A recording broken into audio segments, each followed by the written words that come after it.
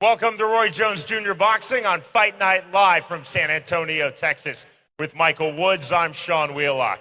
Michael, a really intriguing this evening to cap this 8-bout card. Two undefeated fighters, two former sparring partners, Gilbert Venegas Jr.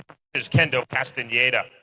I'm more than a bit curious about this one, Sean. I believe if confidence is any indicator, then Kendo Tremendo is going to be the one staying unbeaten. They have the sparring history, as you referenced, and he told us in the fighter meeting that I dominated him.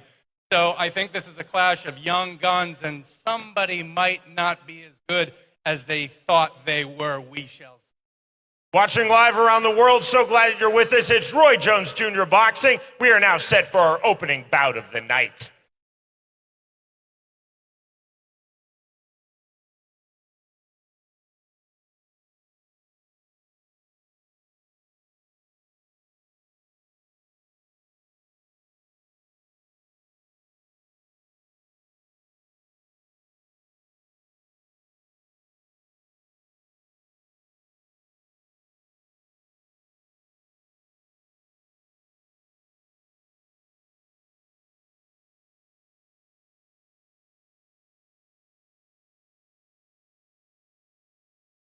Lightweight title, Gilbert Venegas Jr. versus from right here in San Antonio, Kendo Castaneda. Our opening bout of the night set for the heavyweight division, Matthew Glover versus Chris Martinez. Matthew Glover at age 30 enters 1-0. Chris Martinez making his pro debut at age 47. Yeah, the 47 really leaps out at me. We're not going to call him Grandpa. We don't want to be dissing him like that, but we're going to see 47. That ain't young for a fighter, Shawnee. There you see Chris Martinez really embracing this opportunity. He said, this isn't just a one and done for me. He said, depending on how things go, I want to have 2, 3, 4 more fights. He said, I feel like I'm in great shape. He feels like his cardio is there. He is embracing this opportunity. Martinez said, first and foremost, he must stay relaxed. One thing that struck me on Glover, I'll be very honest, he looks a little corpulent. I want to see how his conditioning is. Not a body beautiful guy. Martinez looks to be in shape, but you and I have both done this a while. We know sometimes physique doesn't matter as much as experience, etc. Matt Glover, 30 years old, trained in MMA since he was 22, has trained in boxing since he was 28. Said he's a very heavy puncher, likes to throw big hooks. He wants to be extremely aggressive. He said, I'm looking for the knockout. He said, I'm the type of fighter who is willing to take a chance to get that finish. Let's go to our ring announcer, Mark Fratto. We're ready to bring the first set of fighters ring for the opening bout.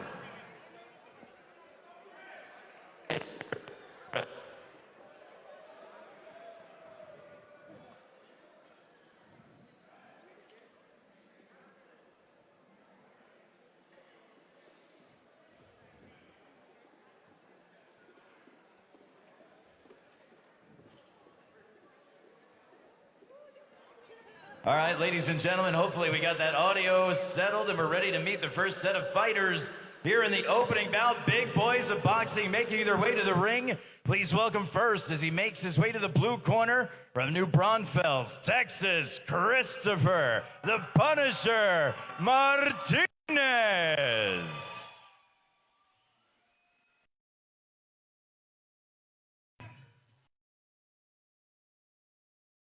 Seven-year-old Chris Martinez told me that he wants to keep switching stances when we spoke yesterday in our fighter meeting, in which Martinez was very relaxed. Said he feels that he is going to be the much quicker opponent. He realizes that Glover has more boxing experience, has the one pro fight, and also has a big weight advantage over Martinez. Martinez weighing at 218.0, yesterday to Glover's 286.0. Yeah, I use the word corpulent. I'm not being flippant there. He's a real big lad.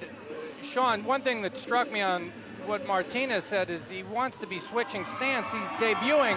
Man, just one single stance is hard enough, bro, but we'll see how it goes. To the red corner, undefeated from Longmont, Colorado, Matthew Glover.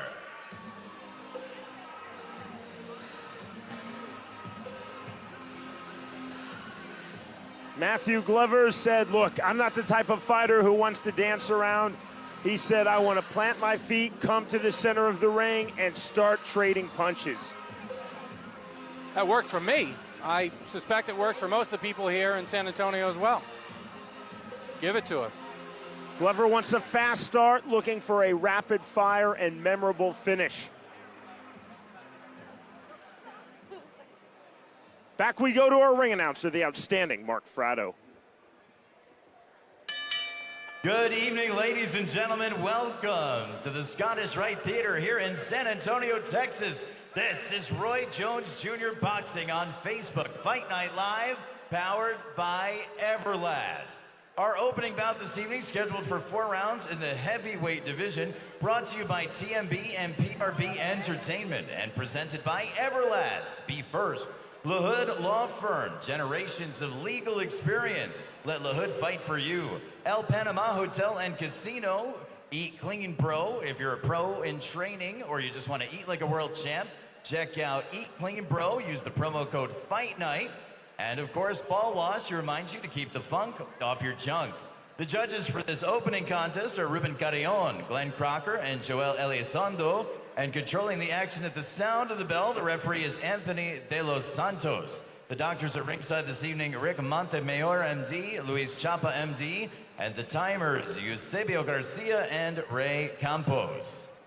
And now introducing first, fighting, he weighed in at 218 pounds even.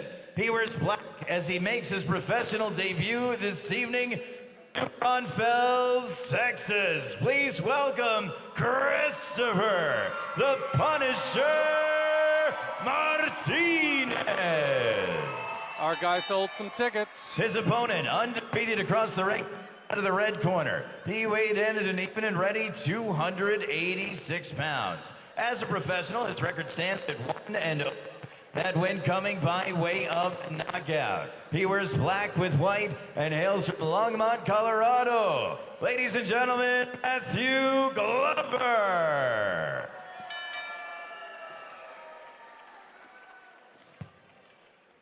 Gentlemen, hands at all times. Check yourself at all times. This is good. Here and here. Anything like that.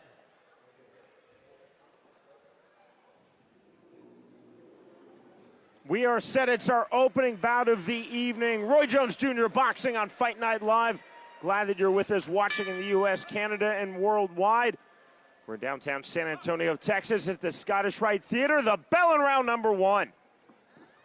Black trunks for Chris Martinez, black and silver trunks for Matt Glover. Glover caught and turned there immediately. See Glover using cross-arm defense. Martinez opening in that southpaw stance, and again, he said he will continually switch stances, but he favors the lefty. Leaping jab, big shots to the inside for Glover. Smile on the face of Chris Martinez. And he's got those leggings, Sean. Does that give him a better or worse chance? I don't know, the leggings, I don't know. Jury's out. That's kind of a new thing in boxing, man. I don't know. Not legal under the unified rules of MMA, but legal under the unified rules of boxing. We're in Texas. It's warm. Okay. Leggings. Glover running forward, not landing. See Martinez keeping his left hand loaded. Cutting off the angle now is Chris Martinez. Lead left hook, counter right hand off of the jab from Martinez. 135 remaining, round number 1 of this heavyweight fight. Our first of 8 this evening here, Roy Jones Jr. Boxing on Fight Night Live. Glover working off of the jab. Again, the turn, the movement for Martinez. I think cardio is going to be extraordinarily important, even this being a 4-rounder, Sean. Hook to the body, landed for Martinez, then he jumps out of distance.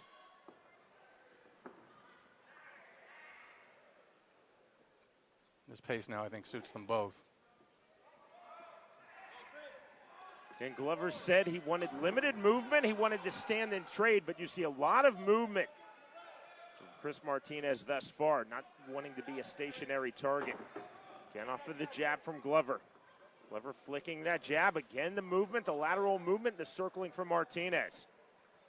Now 40 seconds remaining, round number one. There's that jab out of the southpaw stance from Chris Martinez.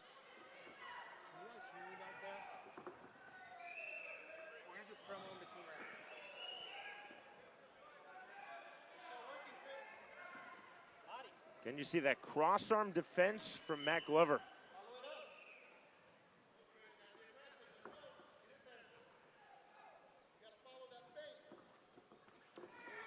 Pro boxing debut for 47-year-old Chris Martinez in a very successful round number one. Chris Martinez versus Matt Glover in the heavyweight division. We are headed to round two. Roy Jones Jr. Boxing on Facebook. Fight Night. Fight Night Live on Facebook is powered by Everlast. Be first. Elite Heat Water. The best fighters, trainers, and announcers just drink the water. Eat Clean Pro. If you're a pro in training or just want to eat like a world champion, check out Eat Clean Pro and use the promo code Fight Night. Mr. Custom Made. For the perfect knockout look, check out MrCustomMade.com. Ball Wash reminds you to keep the funk off your junk. Use the promo code Fight Night for 20% off at ballwash.com.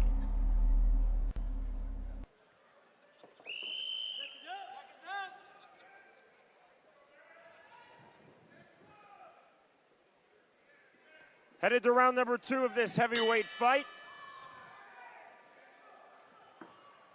Matt Glover immediately to the center of the ring where he wants to keep this fight.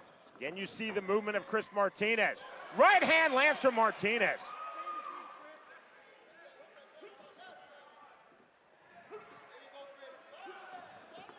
See the snap jab. Michael Martinez talked about switching stances, but so far staying in the southpaw stance, feeling pretty good about things.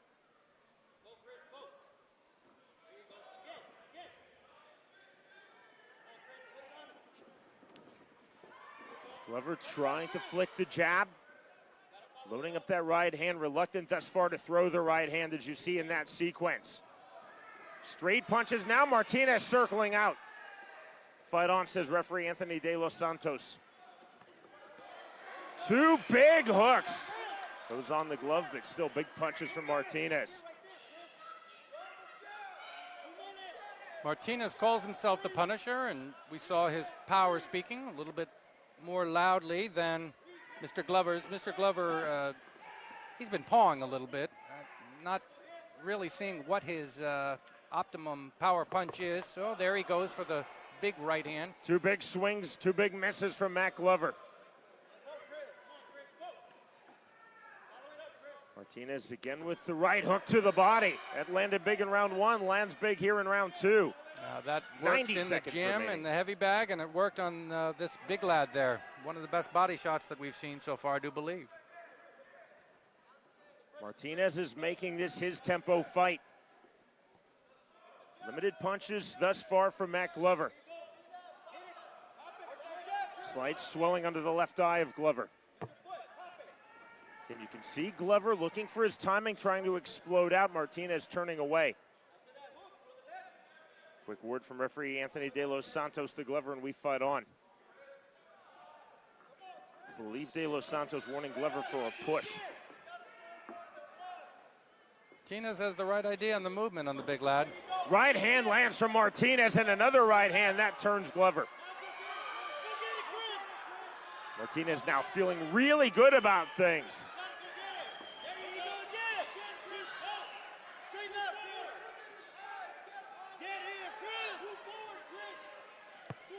Chris Martinez is cornered just to the left of our commentary position, imploring him to move forward. Big right hand. Glover turns his back. Anthony De Los Santos taking a really close look, and there's the first knockdown of this fight. Remember, under the unified rules of boxing from the ABC, a fighter cannot be saved by the bell in any round.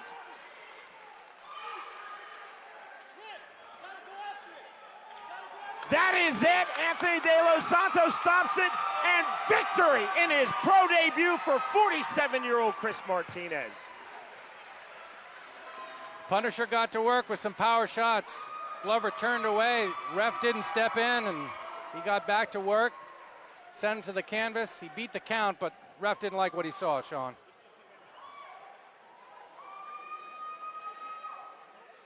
Referee Anthony De Los Santos knew that had he let this fight continue, Glover would have had a couple of seconds, then a full minute rest, but he did not like the reaction of Martinez getting up, whether of Glover getting up from those Martinez shots. Always safety first. TKO too. You're going to see the action there. The Punisher in punishing mode, sweeping right hook there. And that was a body shot that worked. You see a bum rush from the loser. And the Punisher, solid movement. He used the agility. And then you saw Glover turning away. Ref said, hey, keep on fighting. Defend yourself at all times. A couple body shots sent him to the mat.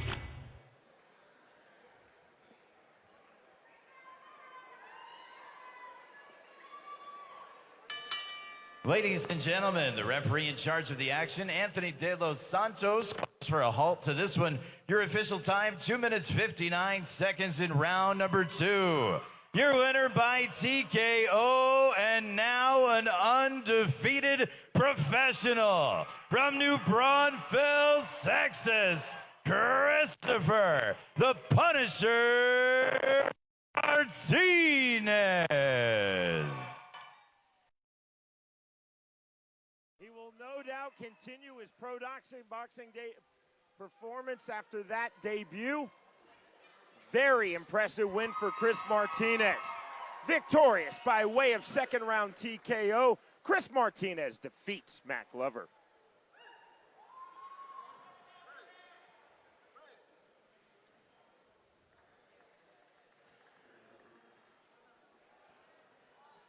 DJ Wildstyle, you can spin. 3 minutes can be a long.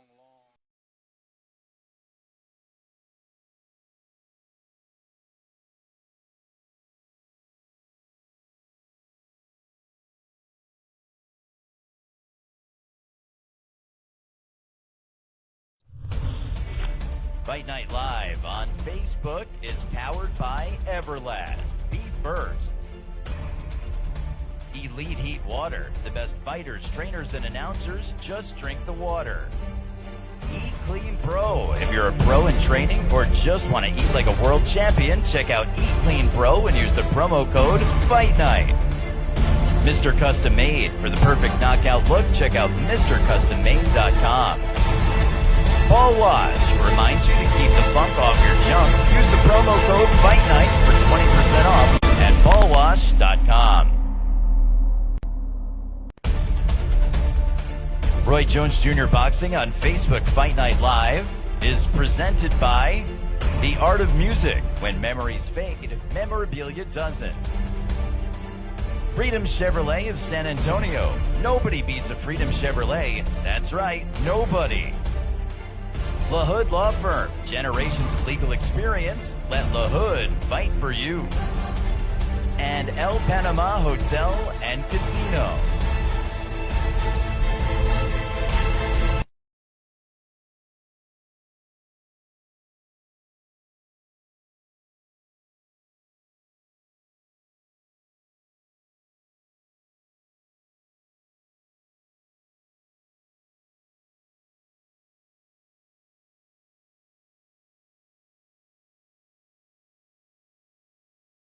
He does MMA, he does Muay Thai, he does a little bit of everything, and you know what? He wants to stay busy and he loves to fight, fighting his heart, so you know what? Why not try some boxing?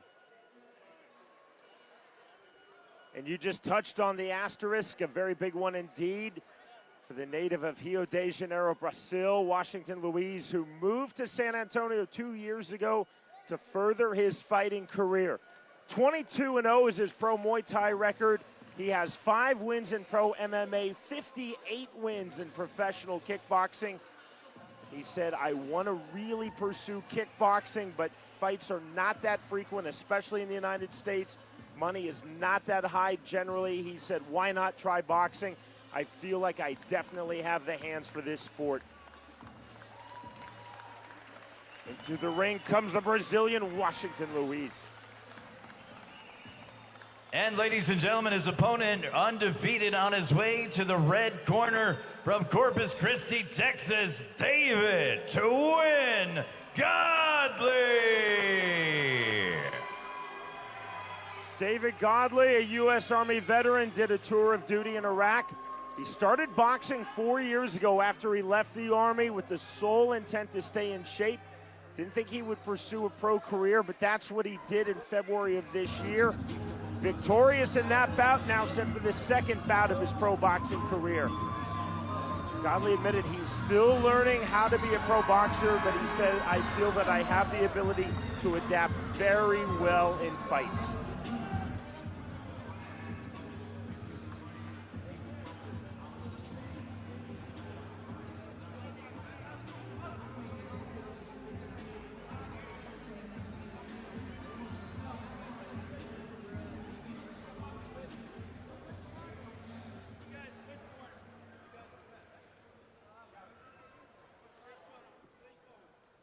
Fighters have actually parked themselves in the wrong corners.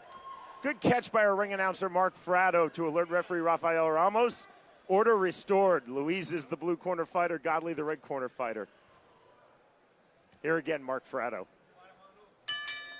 Ladies and gentlemen, the action continues from here in San Antonio, Texas. This is Roy Jones Jr. Boxing on Facebook. Fight Night Live, powered by Everlast. This contest scheduled for rounds in the super middleweight division. Brought to you by TMB Entertainment and presented by Everlast. Be first. Freedom Chevrolet of San Antonio. No, Freedom Chevrolet. That's right. Nobody. The art of music when memories fade, memorabilia doesn't.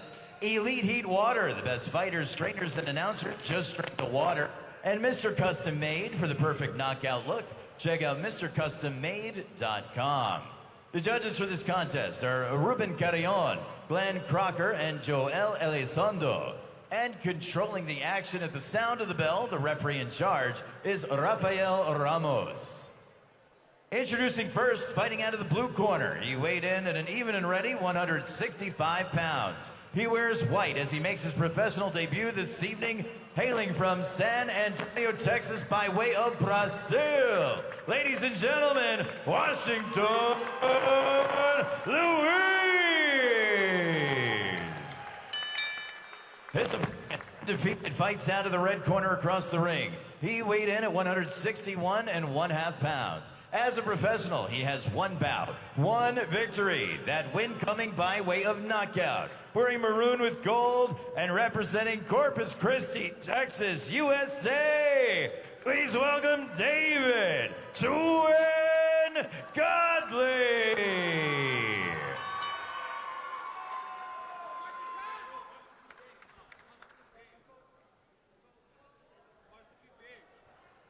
Okay, guys, you the pre-fight instruction, protect yourself, obey my command. Okay, punches over here gonna be okay.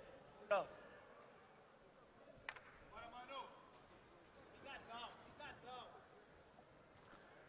Super middleweights, Washington Luiz versus David Godley.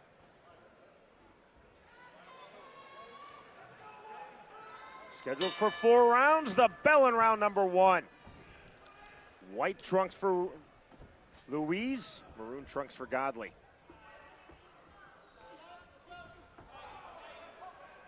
Luiz staying long. Really in that kickboxing range, staying on the outside. Some fighters such as Tyrone Spong, who's doing very well as a small heavyweight in boxing, can transition from Muay Thai. Sometimes it's not so easy, but those are big shots from Luiz, turning Godley. Told us yesterday, Sean, I'm looking for the KO in this. He knows what the people like and want, and so far, solid aggression attesting to him trying to live up to that. See the fluidity of the Brazilian Luiz. See the intent look on his face.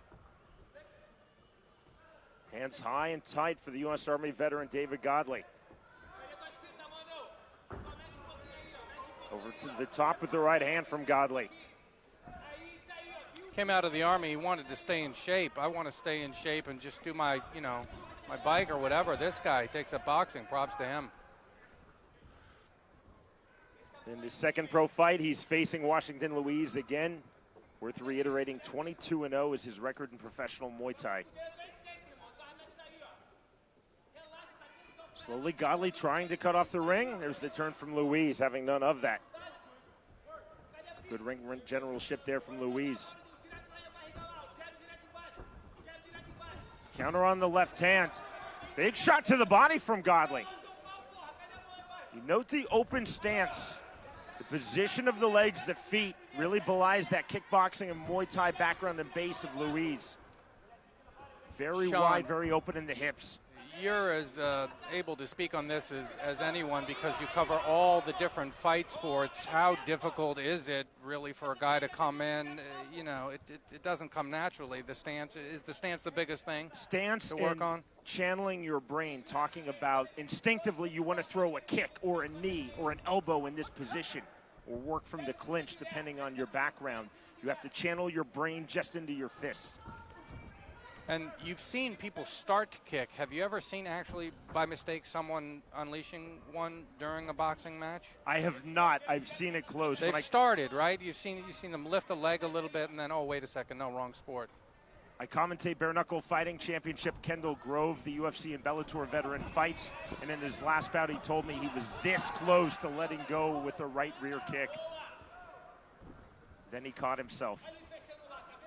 10 seconds remaining, round number one. Luis being very patient.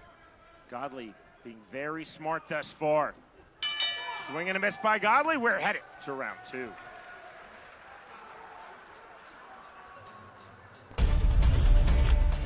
Roy Jones Jr. Boxing on Facebook Fight Night Live is presented by The Art of Music. When memories fade, memorabilia doesn't. Freedom Chevrolet of San Antonio. Nobody beats a Freedom Chevrolet. That's right, nobody. LaHood Law Firm. Generations of legal experience. Let LaHood fight for you. And El Panama Hotel and Casino.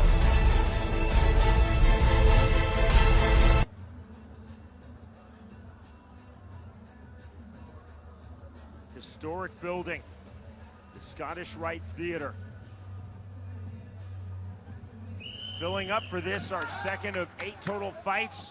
Glad that you're with us live, watching in the U.S., Canada, and around the world. RJJ Boxing on Fight Night Live.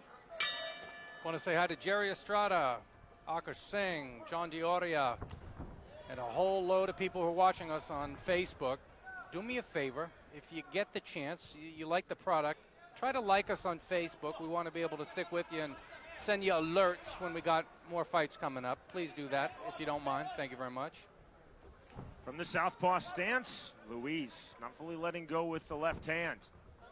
Godley now working off of the left jab from the orthodox stance. Luis said in our fighter meeting yesterday he wants to stay long, but heavy aggression from the outside. Sean, I was pleasantly surprised that there didn't seem to be a gulf in experience. I thought possibly that Washington would really be more seasoned, but Godley, you see, the form is acceptable. It doesn't look out of his element there. So far on paper, looks like kind of an even match, but the counter-punching from Washington starting to stand out in this round. Another good left hand. The left hand getting through, then Godley with the right to the body. Another counter left hand from Washington Luis. Things starting to heat up now in round two. 150 remaining in this second round.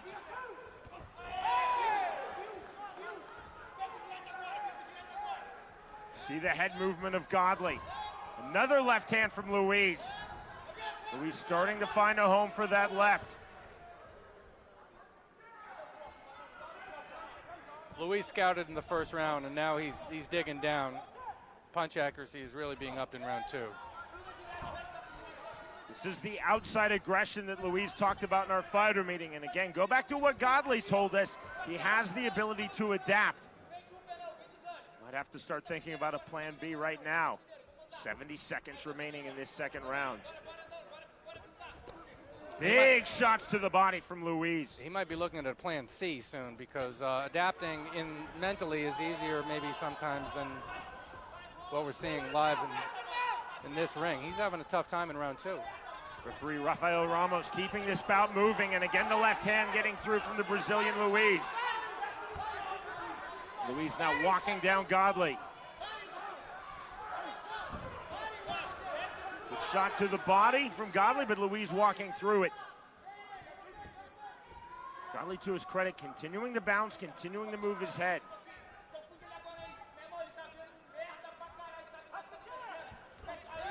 Another left hand from Luis.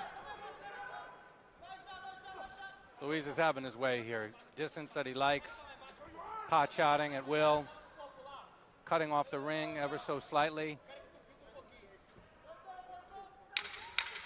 Final seconds now, round number 2. A very good second round for Washington Luis.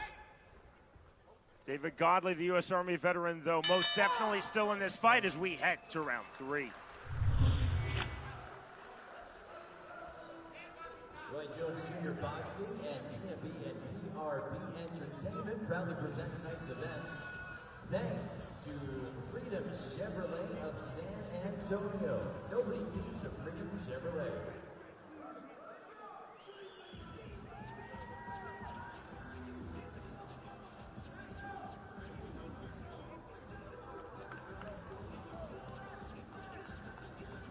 Round 3 and turn it around because the Brazilian is just having his way with him.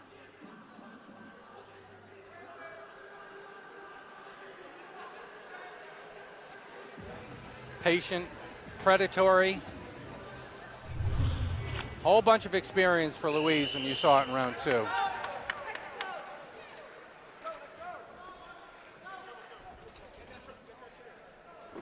To round number 3 we go, scheduled for 4 rounds, 168 pounds. Immediately, Luis starts with his left hand. You see the outside range he's keeping. That is just gorgeous kickboxing range. Luis trying to make it work in this is pro boxing debut. Good left hand. Godley walked into that after the level change. I'm impressed with the timing and the accuracy and the counterpunching ability of Luis. He's a good striker. Godley dipping his head, trying to make this an inside fight. That's most definitely an adaptation he has to make. Again, the left hand from Luis. Inside, exploding right back out. Swing and a miss from Godley. Nothing on that right cross. Godley is caught in between. He figures if he rushes at him, he's going to get pot-shotted with a counter. If he lays back, he's going to get dissected. It's time for plan C, my friend. Left hand continuing to find a home for Washington Luis. 155 remaining round 3. Godley trying to work off of the jab to the body. Godley looking for the level changes. Again, you see dipping his head and again eating a left hand, and now Luis playing to the crowd.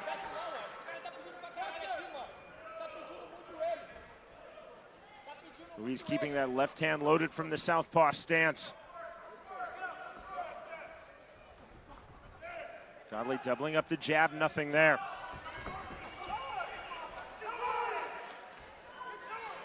Luis starting to mug. Feeling perhaps he's tasted the most power that Godley has and is not concerned. Can you see Luis playing to this crowd? Luis has been in the U.S. 2 years, and him and his management there were telling us they get avoided a lot. They make a lot of calls, try to get fights in various places. They get avoided. That was a clean left hand acknowledged by Godley, who shook his head no. Notice on the trunk, Sean, it says twin. Maybe you recognize this Godley. Well, that actually might be his brother that you're thinking you're seeing. There is an older brother. No, he is the older, right? David came out first. That's what he told us. Durrell is the twin. Bolo left hand from Luis. Godley to the body. Luis answers with a left hook. Things starting to heat up. Uppercut from Godley. Luis just punishing with that left hand.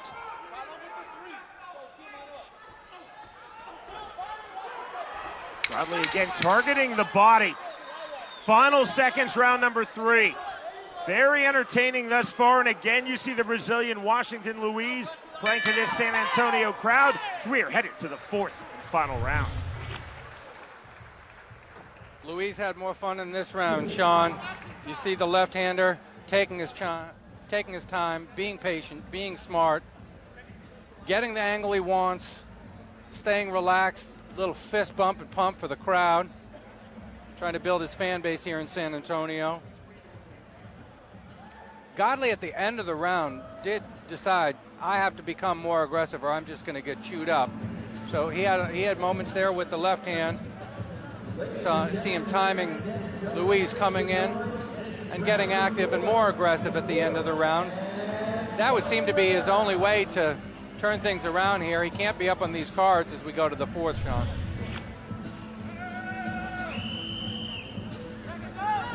Luiz off his stool first and with emphasis.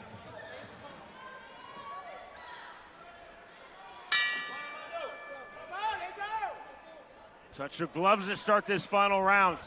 We'll see how hard Luiz goes for the knockout, goes for the finish in this, his pro boxing debut. Again, this is his 4th professional combat sport following Muay Thai, kickboxing, and MMA.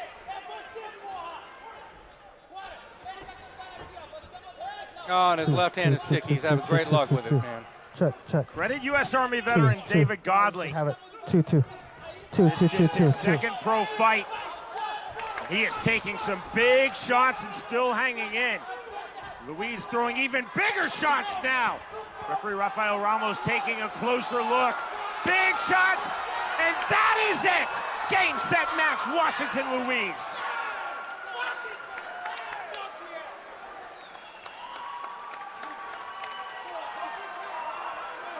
Fourth round TKO, answering the question I posed, how hard will he go for the finish? He went 100% for the finish and got it.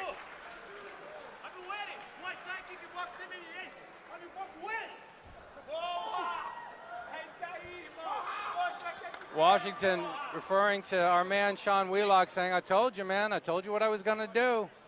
He wasn't lying. He wanted the KO. He craved it. He went for it. He got it. Looked like an accumulation, Sean. Yes, Godley, you referenced good chin. He was absorbing a lot. Tough Army man, but you saw fatigue was getting to him and reflexes were crumbling a little bit. Back into the ropes there on unstable legs. I think a smart stoppage by the referee. No need to prolong that. Good work, ref. I'm not sure how this fight was sold to David Godley, but you hear stories like, oh yeah, it's a guy from Brazil, he's 37, he's never boxed. Oh, by the way, he has 75 pro fights in other combat sports. My guess is that the Army guy was like, whatever, bring it on. Good cojones from him, but he's not as seasoned as Mr. Luiz. And Washington Luiz told us he's moved to the United States from his native Brazil 2 years ago to pursue his pro kickboxing career. He certainly can do something in this super middleweight division, even at age 37, with hands on a left hand like that. That was gorgeous understanding of distance and range. Quality performance in his pro boxing debut for the Brazilian Washington Luiz. Full credit to David Godley, making it a game fight, just taking too much punishment. You could really see it going hard in Luiz's favor from the midpoint of round number 2 all the way to the finish line in round 4.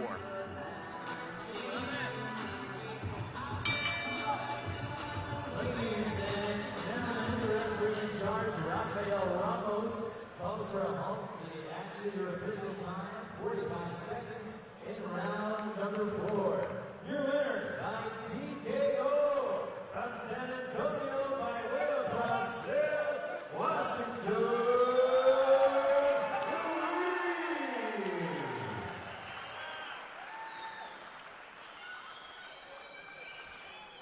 Fun fight.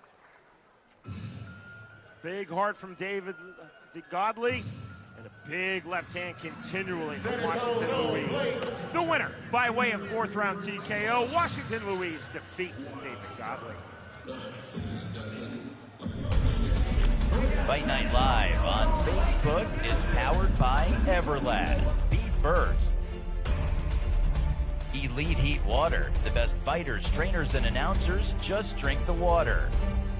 Eat Clean Pro. If you're a pro in training or just want to eat like a world champion, check out Eat Clean Pro and use the promo code Fight Night. Mr. Custom Made. For the perfect knockout look, check out MrCustomMade.com. Ball Wash reminds you to keep the funk off your junk. Use the promo code Fight Night for 20% off at ballwash.com.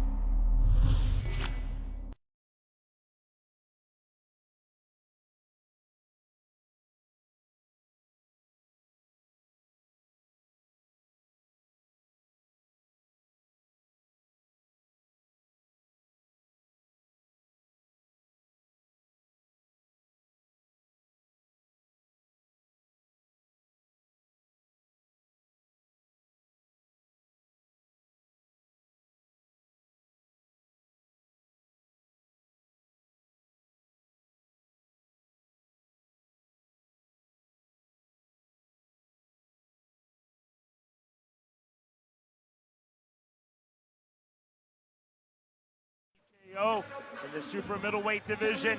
We stay now in the super middleweight division. Another 4-rounder. Stetson Horn versus Dago Navarez. Brown Navarez showed great charisma during the weigh-in. He was having people laughing. He's 34 years old. We're going to keep an eye on his cardio. Stetson Horn, I asked him if he was named after the hat of the cologne or what. He said, yeah, his parents did have some fun with naming him.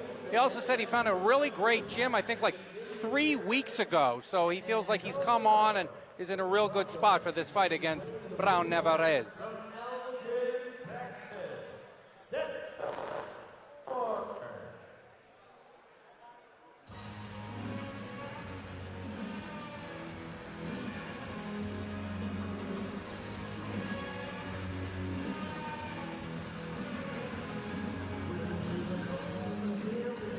Stetson Horn has had 9 amateur MMA fights. This is his 3rd pro boxing bout. He said he aspires to be a successful pro MMA fighter, but really, like his generation now of MMA fighters, especially through the middle of the country, MMA fighters are more and more frequently taking pro boxing bouts, especially 4-rounders, just to keep their hands sharp, to test their striking, and to get a payday. It makes sense from a perspective of trying to make money, doesn't it, Sean? You're fighting 4-rounders in each. You're not making millions, so might as well fight wherever you can. You're a fighter. I get it.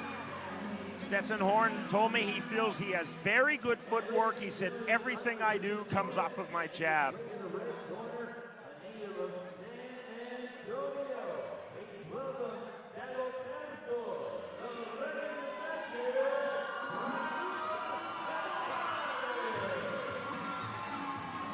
Dago Navarez, very engaging, very self-effacing, very funny.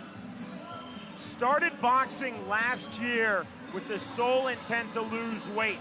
Wound up dropping 80 pounds, was talked into having one pro fight. This is now his 5th pro fight. He enters 4-0. I asked him his key to success. He laughed and said, I have absolutely no idea. He said, I am motivated by fear. I am so surprised I keep winning fights. He said, fear leads to adrenaline, and I just He wasn't yanking your chain? Very self-effacing and wow. humble. To get us started again, Mark Prado. Ladies and gentlemen, the action continues from San Antonio, the Scottish Rite Theater. Here on Facebook, Fight Night, powered by Everlast. This contest for 4 rounds in super middleweight division. Brought to you by TMB and PRB Entertainment and presented by Everlast. Reminds you to be first. La Hood Burn, generations of legal experience. Let La Hood fight for you. At Panama Hotel and Casino, Eat Clean Pro. If you're a pro trainer or just want to eat like a world champ, check out Eat Clean Pro and Ball Wash. Reminds you to keep the fun off your junk. The judges in this contest are Ruben Carrion, Brian Crocker, and Joel Elizondo. And controlling the action and the Sally Bell. The referee in charge is Ellis Johnson. Introducing first, fighting out of the blue corner. He weighed in at an even ring, 166 pounds. As a professional, he has 2 bouts on his resume. He wears black with white this evening and represents Elgin, Texas. Please welcome Stetson Horn. His opponent, undefeated, fights out of the red corner. He weighed in at 165 and 1/2 pounds. As a professional, his resume consists of 4 bouts, 4 victories, 1 by knockout. He wears red and black and hails from San Antonio, Texas. Please welcome Gilberto, the living legend, Brown Navarre.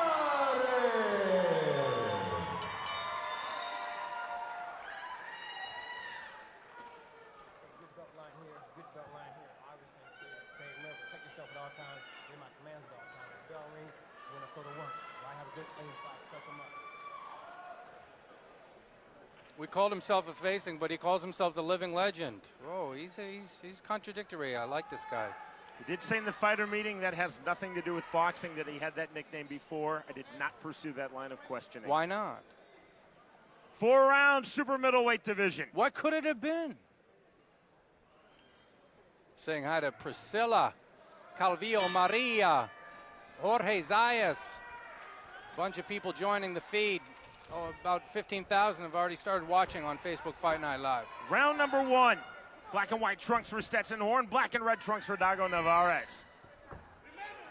Navarez said he would swing big. He swung big there. Jab to the body. Good counter shot to the body from Horn. Navarez trying to explode in, trying to cut off the ring. Horn resetting, bouncing his step.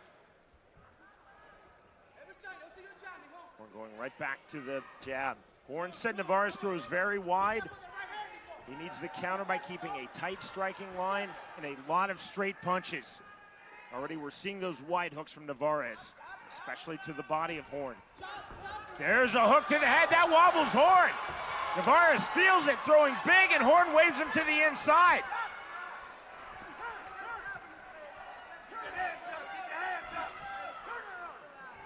Stick jab there from Navarez. Long way to go in round number 1, 145 remaining. Navarez feeling it early. You can see Horn working off the jab. His eyes are clear, but he was definitely caught. Partially caught with that left hand. Navarez swinging big again to the body. Jab up, let's go. Come on, this one. Be careful with that right hand, be careful. Horn trying to find his offense, playing a lot of defense here in round number 1. Overhand right just misses from Navarez. I enjoy the living legend so far. He got some little wrinkles in the game. I see him going low and high. He didn't get over-enthused when he had Horn hurt. Solid, smart first round so far from Navarez. Horn landed a right hand to end that last sequence. One of his better punches of this opening round. 45 seconds now remaining. Right hand again from Navarez. See Navarez using the left as a rangefinder. Those are big swings from difficult angles from Dago Navarez. Horn navigated those well. And by the way, he got sharp trunks too.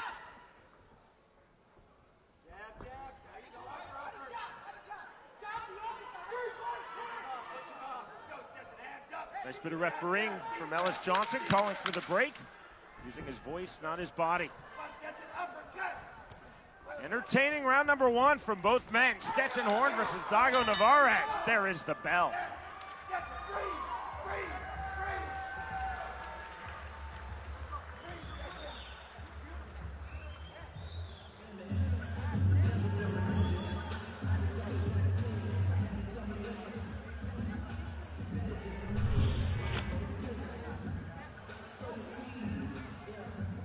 Lots to like in that round from Navarez. Mix it up, low and high, some solid and smart body work. He took his time after he wobbled Horn.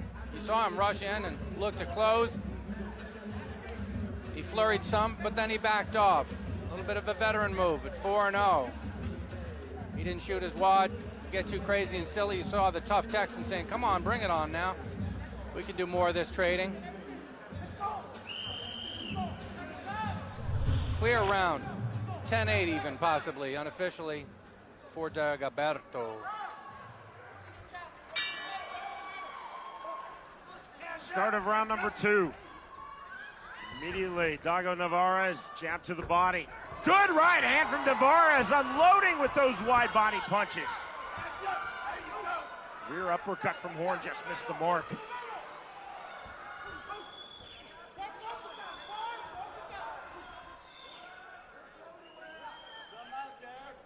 Hands high and tight for Stetson Horn, trying to work off of the jab.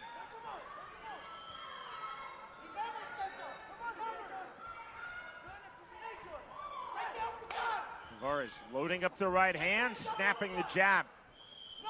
Again, there's that rear uppercut from Horn, didn't fully pull the trigger. Big swing, big miss from Navarez. You see the level changes of Navarez working up and down the body of Horn. Horn is having difficulty figuring out the distance. Should I try, rush in from the outside or pot shot from out here or get inside? But he's already felt the strength and the power from Navarez, who also, you can see, nice agility and movement. Pretty light in his feet for 168. Dribbling up the jab.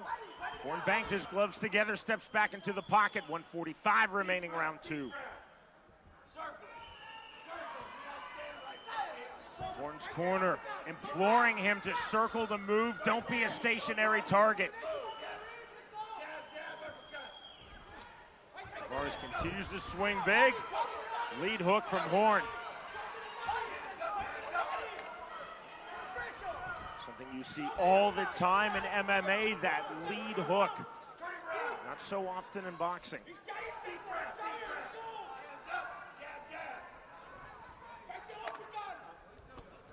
Better stuff from Horn, landing to the body. Navarez starting to breathe a little bigger, and on cue, he lands a right hand. You see his mouth starting to come open, Dago Navarez. Navarez to the body. Good left hook by Navarez. 45 seconds remaining round 2. Horn trying to explode through. Huge left hand from Navarez. Credit to Stetson Horn, he walked through that big, powerful left.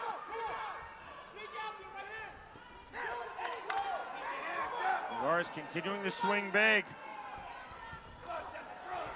There's a right hand, second right just misses. Horn has tasted the power of Navarez. Other than being slightly rocked in round number 1, he has largely walked through those power hooks. Power jab there from Navarez. We are headed to round 3. Sean, I want to keep an eye on it. Fight Night Live on Facebook is powered by Everlast. Be first. Elite Heat Water. The best fighters, trainers, and announcers just drink the water. Eat Clean Pro. If you're a pro in training or just want to eat like a world champion, check out Eat Clean Pro and use the promo code Fight Night. Mr. Custom Made. For the perfect knockout look, check out MrCustomMade.com. Ball Wash reminds you to keep the funk off your junk. Use the promo code Fight Night for 20% off at ballwash.com.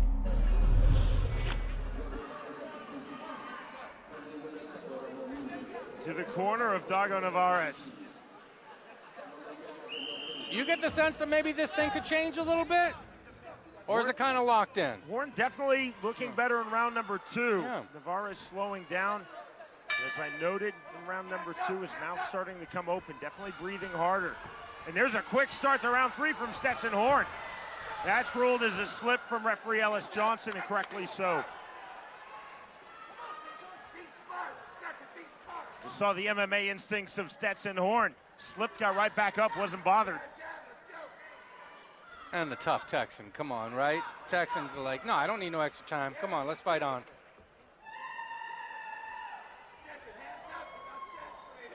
Horn continuing to try to work off of the jab, missing with the 1-2.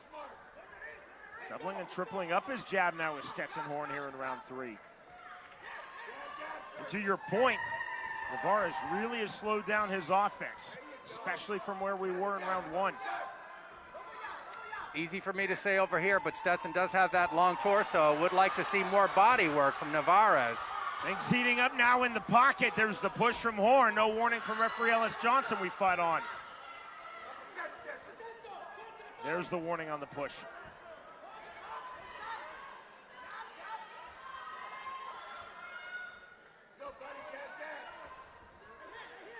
Stetson has that height advantage, but is it an advantage if you don't use the height to its ultimate efficacy? You see the pawing jab. That's not going to put the fear of God into anyone. Huge right hand, overhand right from Navarez. Navarez now sensing the finish line, unloading with big shots. The left gets through, left to the body. Ellis Johnson taking a really close look. Horn smartly tying up.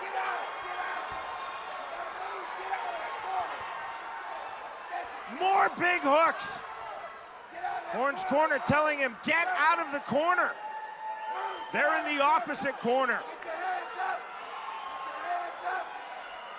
Navarez coming forward. 55 seconds remaining, round 3. Just as the tide perhaps was turning in the favor of Horn, Navarez seizing the momentum right back. And he is definitely thinking third round finish now.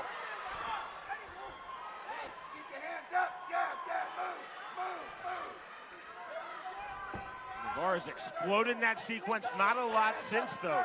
Keep an eye on the gas tank of Navarez too. He's gulping for air, Sean. Navarez just had a big exhale. 20 seconds remaining, round 3. Really fun fight.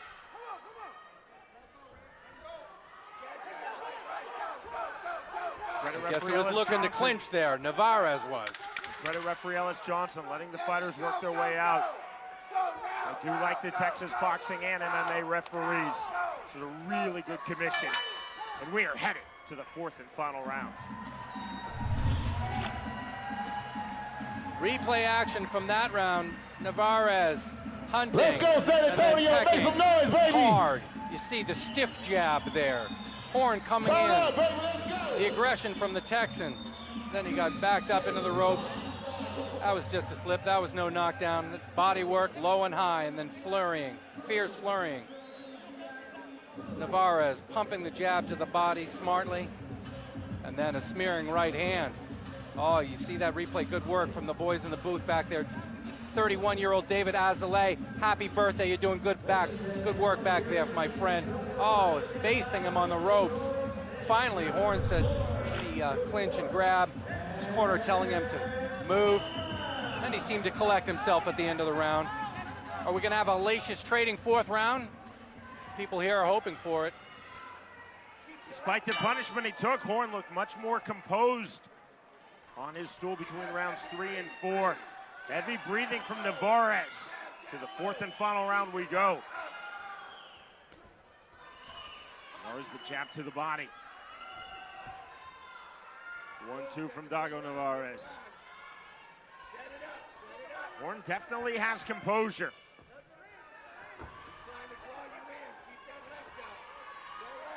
Twice in this fight, Horton's been in trouble. In the first round, and then as you just saw again on replay in round number 3. But Horn continues to come forward with aggression, ate that right hand. Horn swinging bigger, and there are the counters right back from Dago Navarez. Navarez has real good hand speed. Sometimes he has too much fun with it, with a little bit of slapping and going too wide. He can get away with it. He got good hand speed, but his power right hand is really something to watch. I'm wishing he pulled the trigger on that a little bit more if I'm a Navarez fan. Left hand from Horn. Didn't fully land. Left to take Navarez temporarily off his striking line.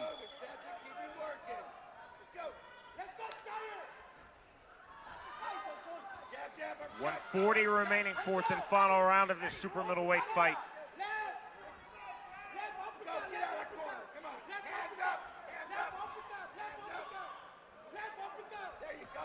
Horn, lead uppercut.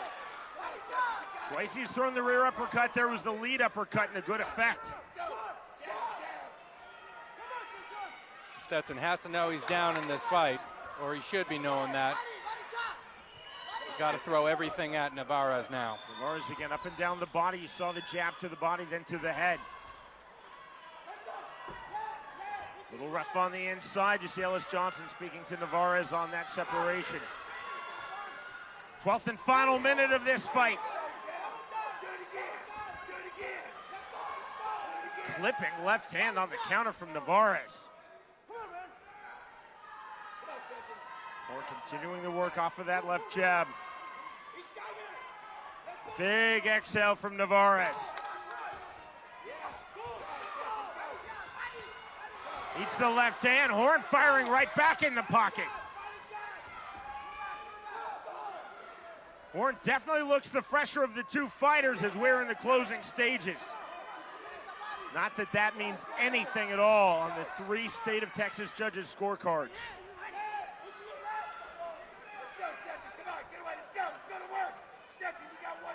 10 seconds now remaining in this fight. Uppercut again from Horn, just misses the mark. Overhand right from Navarez misses the mark. The bell, the end of a really entertaining and hard-fought bout.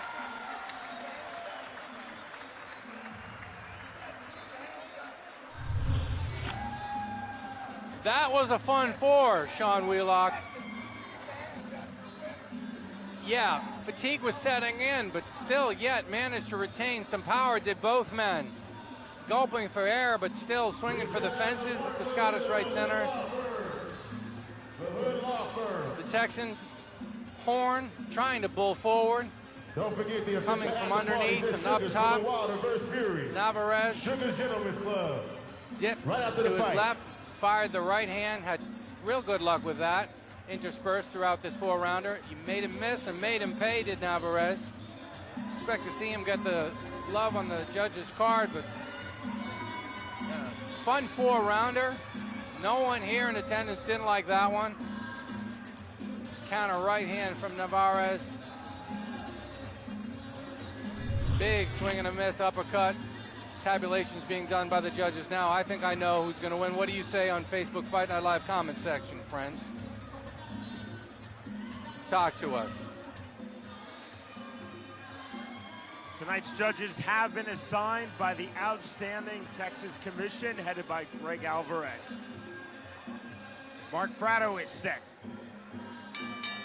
Ladies and gentlemen, here in San Antonio, put your hands together for these two warriors. Having gone the four-round distance, we now go to the judges' scorecards. Judge at ringside, Ruben Carrion, scored this one 38-38, a draw. Glenn Crocker and Joel Elizondo saw this one 39-37 in favor of your winner by majority decision and still undefeated from San Antonio, Texas, Dagoberto, the living legend, Brown Navarez. Michael, if I heard Mark Fratto correctly, he said two of the judges scored it a draw. That would make this a majority draw. And I will extricate myself to the Texas table to get clarification. Amplification, clarification coming from Sean Wheelock. Navarez had his hand raised. Active performance. Horn, the Texan, put up a decent fight.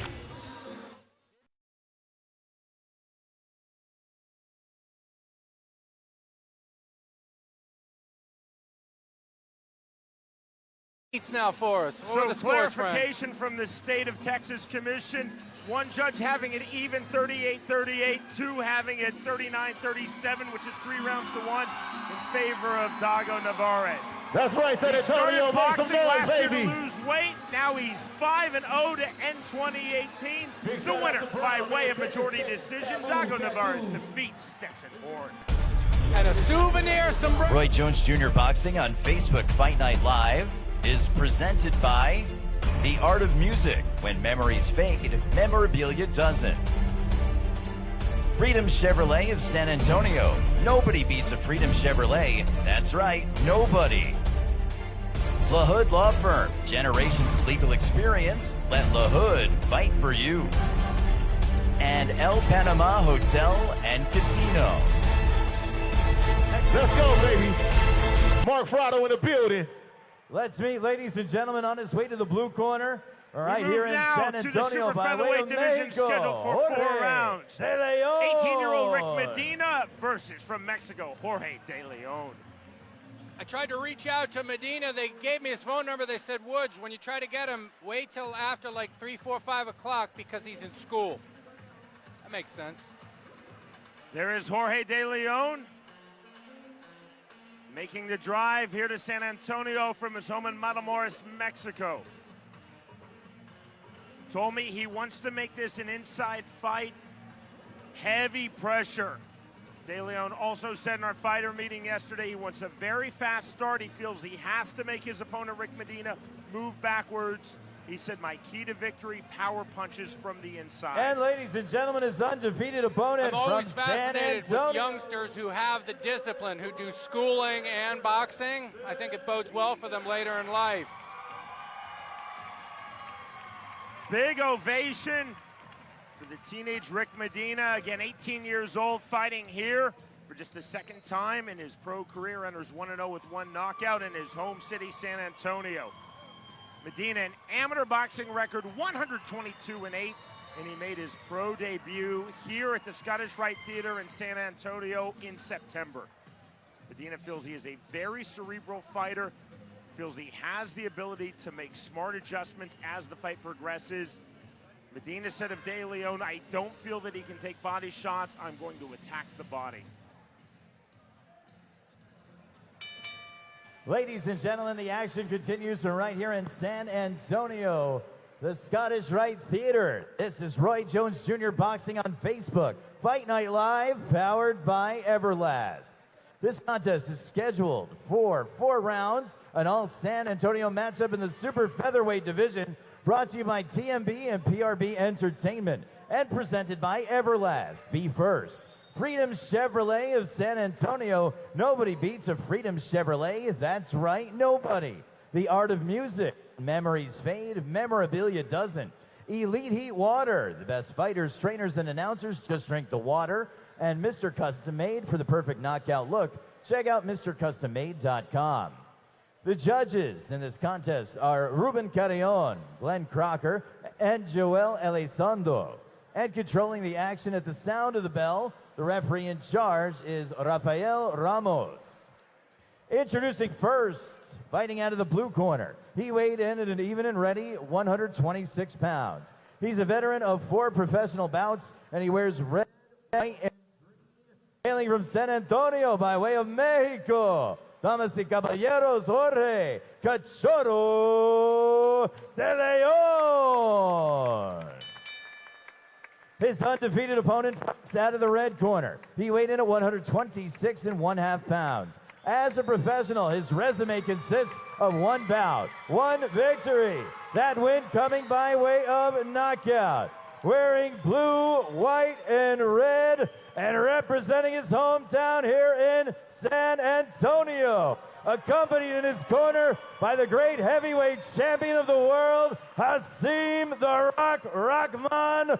Please welcome Richard El Castigo Medina.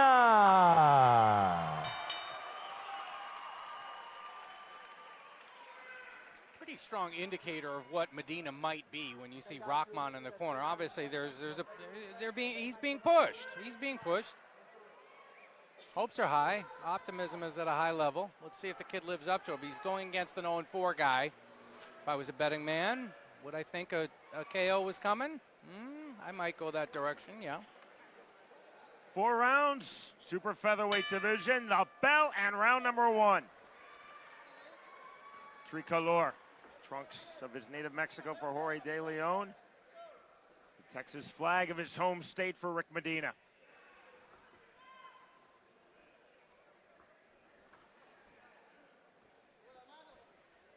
See the head movement, the in and out, the snap jab of Medina. De Leon wanted a fast start, get right to the inside. 25 seconds in, he is parked way on the outside. Easier said than done to make it an inside fight.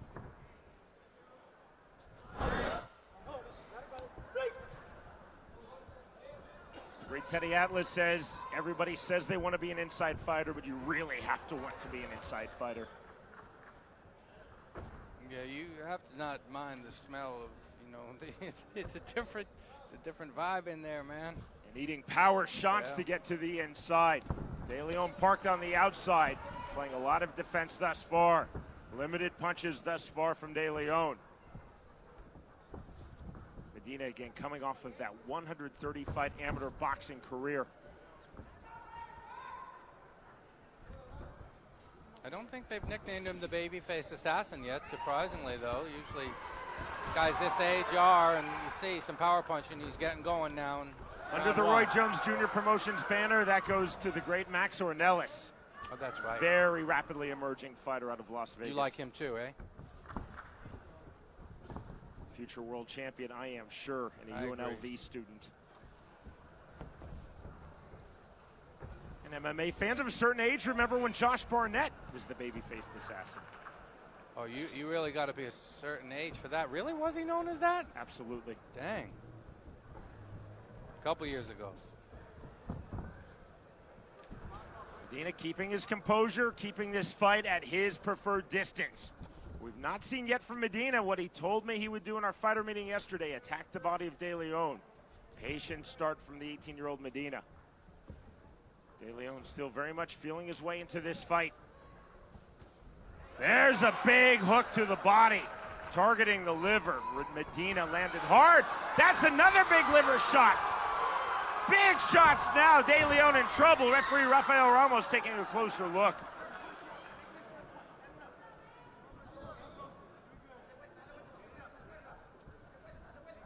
See the side-to-side movement of De Leon. Largely one-way traffic here in round number 1. And Sean, I'm speculating here, but it's possible Medina might like to get a little work in. You know, you might like to get a few rounds in. That's been known to happen.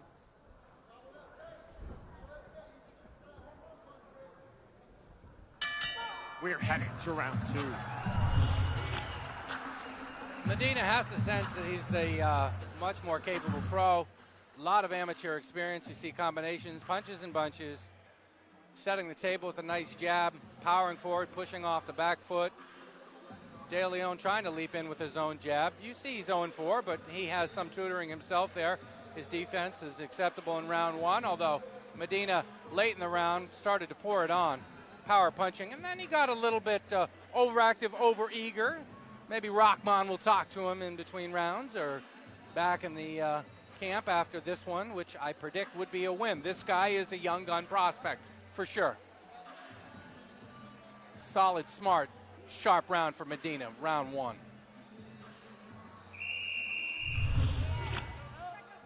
I had a chance to say hi to the great Hasim Rahman before this fight. I actually saw him at a house show in September in Lawrence, Kansas. He still looks in really good shape. Very underrated heavyweight from his era. Round number 2. Right hand from De Leon. His first real attempt at a power punch, and it misses the mark. De Leon showing more movement. He needs a jab, then doubling up on the jab, Rick Medina.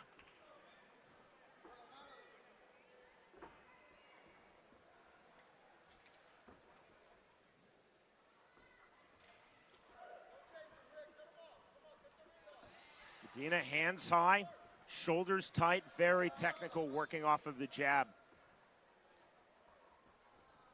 One thing I like in the club shows is sometimes you get great commentary from someone just rando in the audience, you know. It might be an uncle or whatever, we don't know, but someone saying, don't chase him, cut the ring off. Good advice. Big shots to the body. More big shots. Medina really feeling it now, and he was feeling it a lot already. Just limited offense from Jorge De Leon. Swings over the top, De Leon moving out, resetting his feet. 150 remaining, round 2.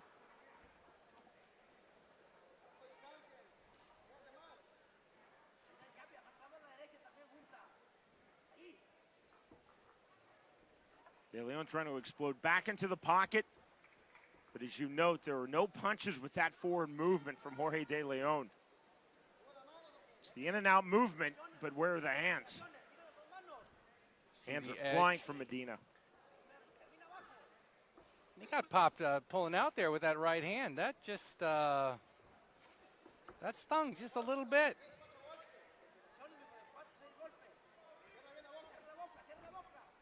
Uppercut. Then again off the jab. De Leon complaining to the referee, Rafael Ramos. He took a punch to the back of the head. Ramos not interested in the complaint. There's a good left hook in the uppercut. Right hand counter from De Leon. Medina goes even harder after eating that shot. Medina, though, did leave himself slightly open in that exchange, and down goes De Leon. First knockdown of this fight.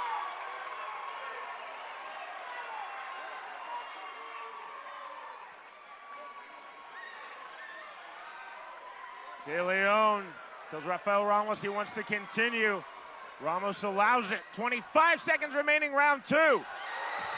Down goes De Leon again.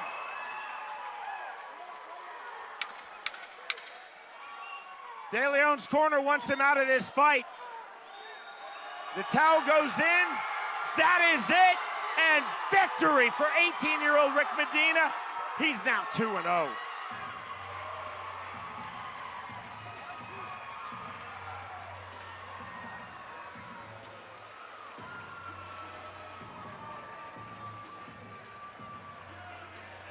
Yeah, a lot to like there, Sean Wheelock. Rick Medina is definitely a fighter to watch.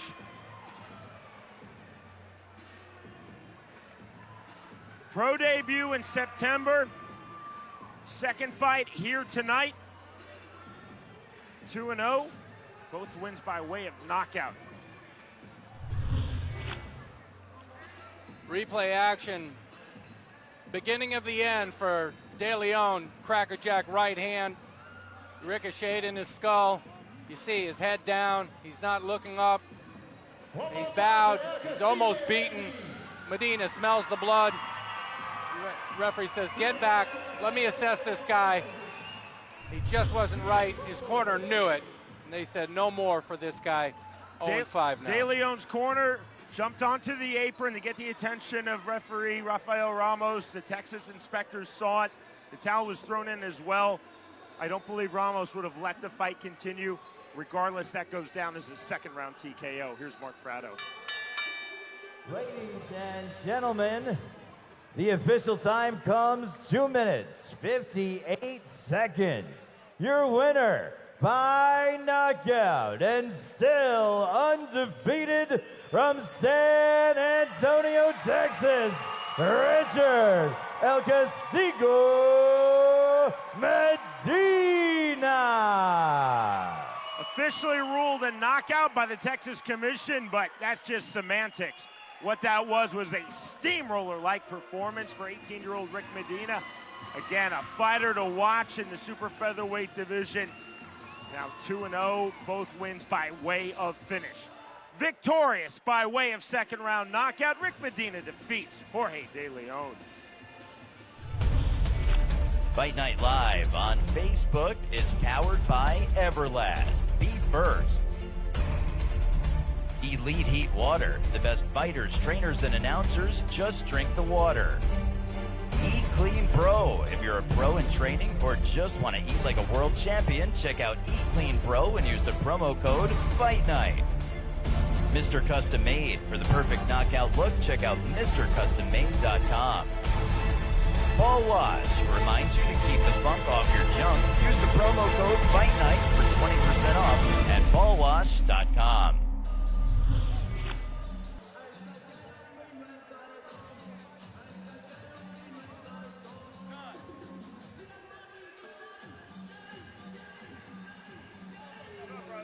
I saw you wore Kansas in that show in Lawrence back in September. Yeah. And we're back with Hot Run.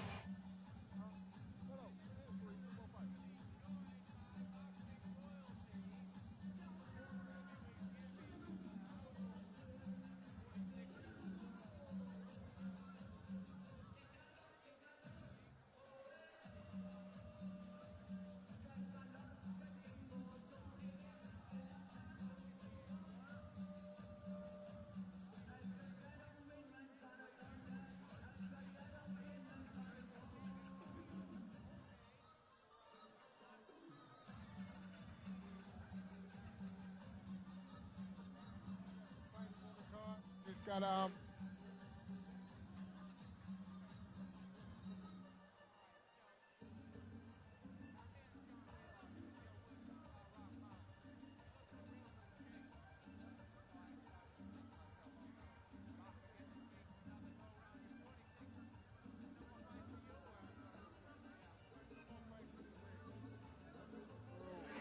this fight every day.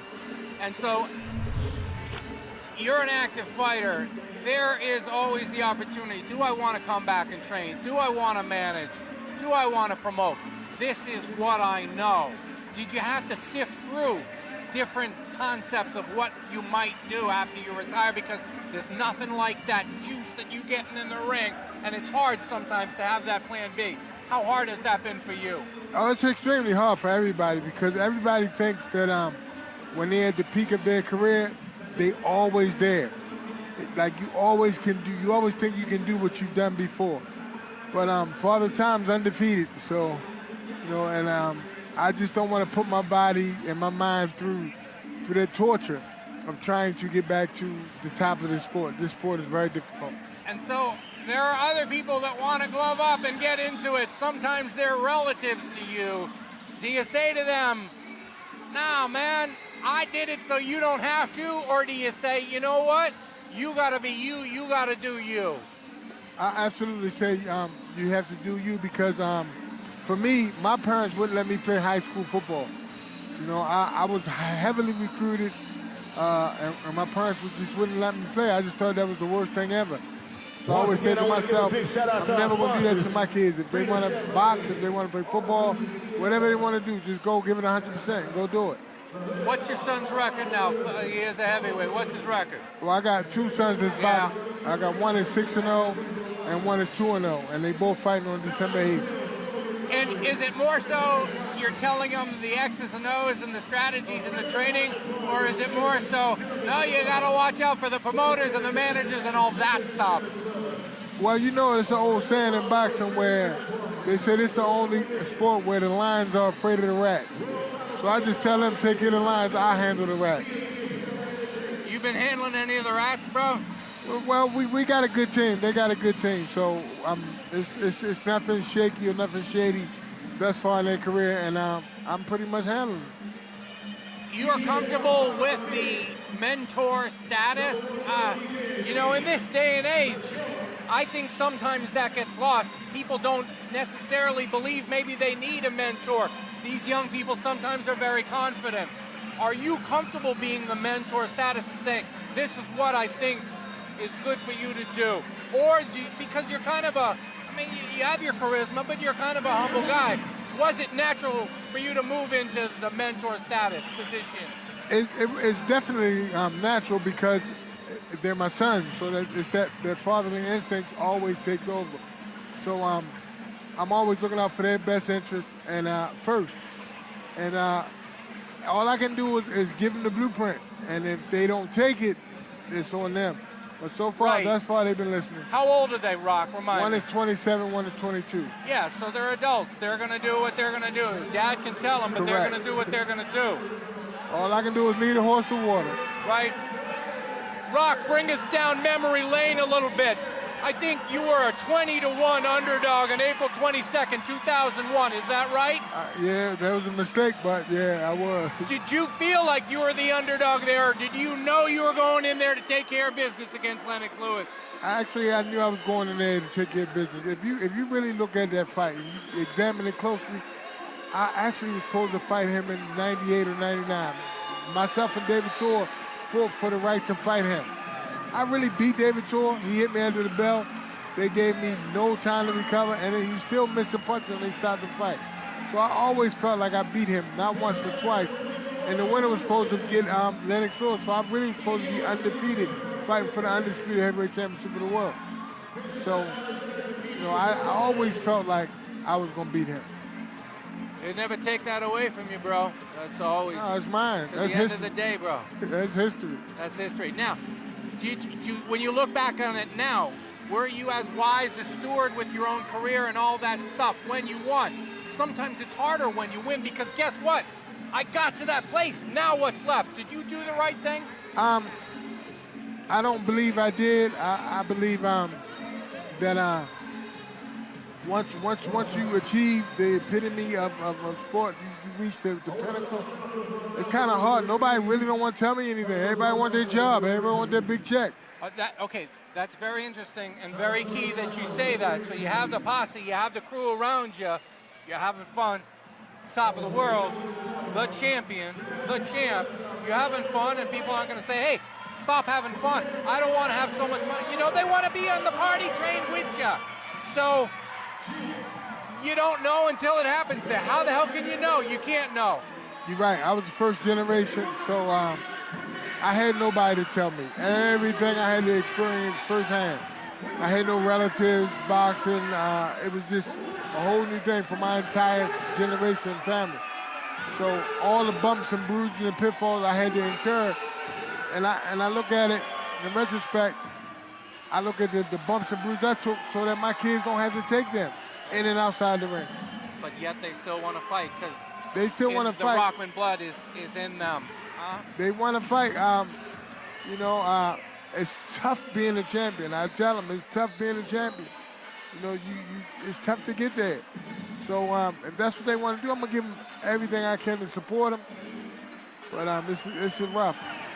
All right. So who are some of the young guns that we should be keeping an eye on that Rockman knows are going to be next generation stars?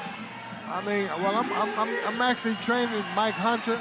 He's just coming off 2 explosive big knockout wins. He's really come on, hasn't he? Yeah, Is that because he hooked up with you? I mean, if you ask me, I got to be that. It's got to be that. So, I mean, I look at him, and I really feel like this guy going to be heavyweight champion of the world one day. Rock, is he a little undersized or no? I don't think so. I don't think so. I mean... He got the pop? I think he does. I think he does. And you got the chin. That's like when they talk about Usyk and stuff. A guy can go up. If he got the chin, you have the chin at 190, you have the chin at 230, you got a chin. I mean, this guy made the heavyweight Olympic team for America in 2008 as super heavyweight. Deontay Wilder was the heavyweight. Then he dropped down to heavyweight and made it in 2012 at heavyweight. He can fight. This guy can flat out fight. His dad was USDA heavyweight champion. Yeah. He would like to become. I watched that a lot on USA, bro. Man. He was a fun fighter to watch, man. He brought it. Yeah. Rock, while we're there, big heavyweight fight tonight. Yeah, I'll talk about it because we're doing the Fight Night Live, and you know we're here, and it's free, and you don't have to pay. But Fury versus Wilder, who do you like there, man? I like Wilder by late round stoppage.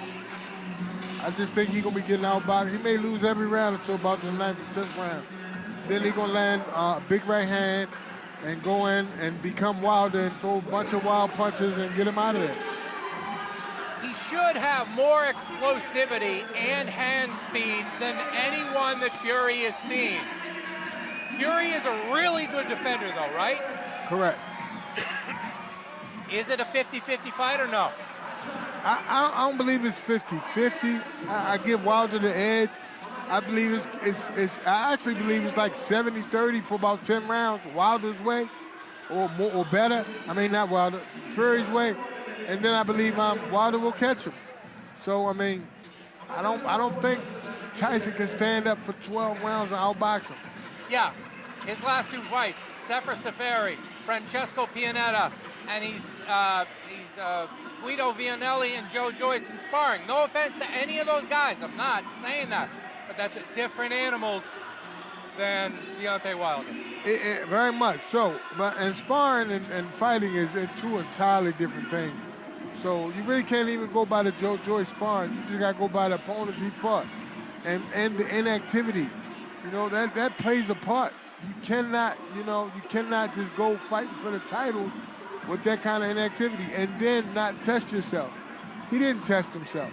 I think he should have fought a real fight. Maybe he should have fought Joe Joyce in a real fight. And the winner of that fight should have fought Wilder.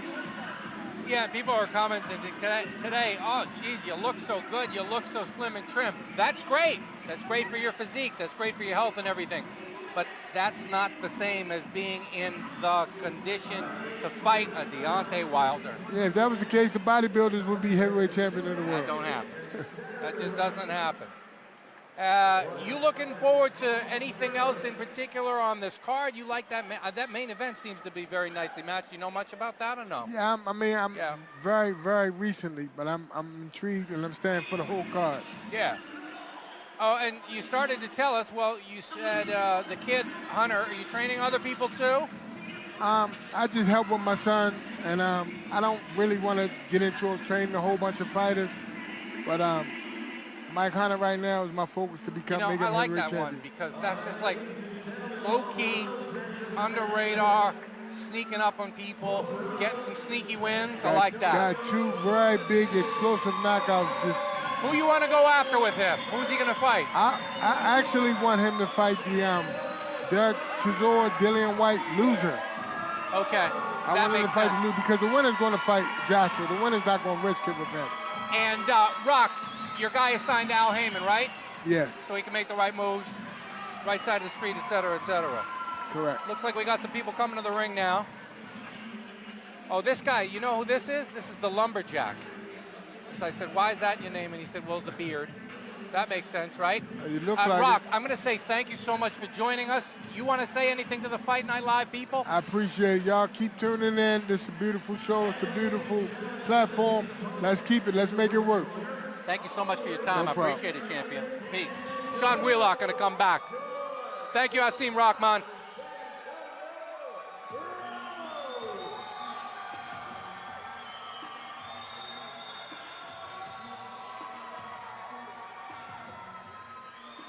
No fear, Wheelock is here. Very good fights thus far. 8 fights in total tonight. RJJ Boxing on Fight Night Live. With Michael Woods, I'm Sean Wheelock. So pleased that you're with us watching live across the United States, Canada, and around the world.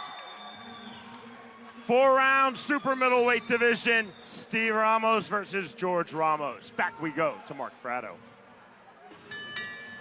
Ladies and gentlemen, the action continues here from the Scottish Rite Theater in San Antonio. This is Roy Jones Jr. Boxing on Facebook. Fight Night Live, powered by Everlast.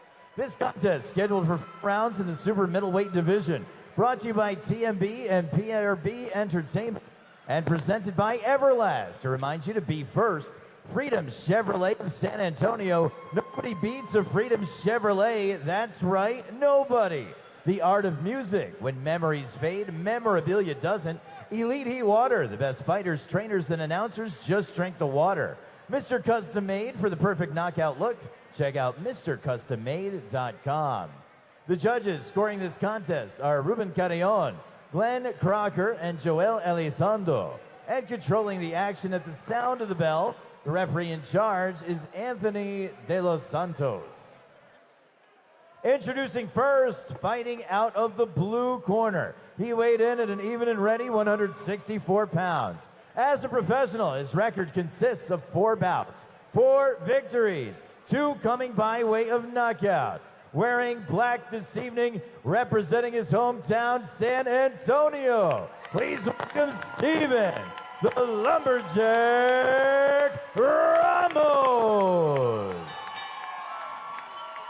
His opponent, also undefeated, fights out of the red corner. He weighed in at 159 pounds even. He is 1-0 as a professional, that win coming by way of knockout. Wearing black with blue this evening, also representing his hometown, San Antonio. He is the fighting pride of San Antonio, George Ramos.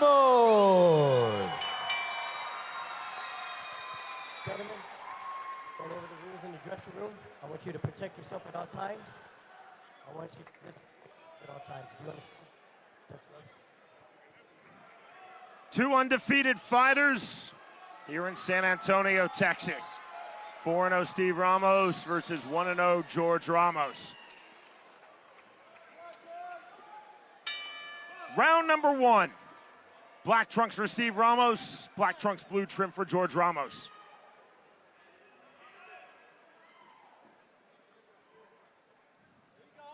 Doubling up the jab immediately, Steve Ramos. So we'll go with Steve and George. It's like when I commentated Joey Beltran in Bellator and Mike Beltran was the referee. Ridiculous. You should not allow that. That beard is pretty thick. I've never done the studies on it, brought it to my scientist friends. I want to study it. I believe that could help him sort of take a better shot. That's a pretty thick beard for the lumberjack. Steve Ramos came to boxing from weightlifting, feels he has very good power for this super middleweight class. 18 amateur fights for Steve Ramos, 56 amateur fights for George Ramos. Pro boxing debut last November of 2017 for Steve Ramos.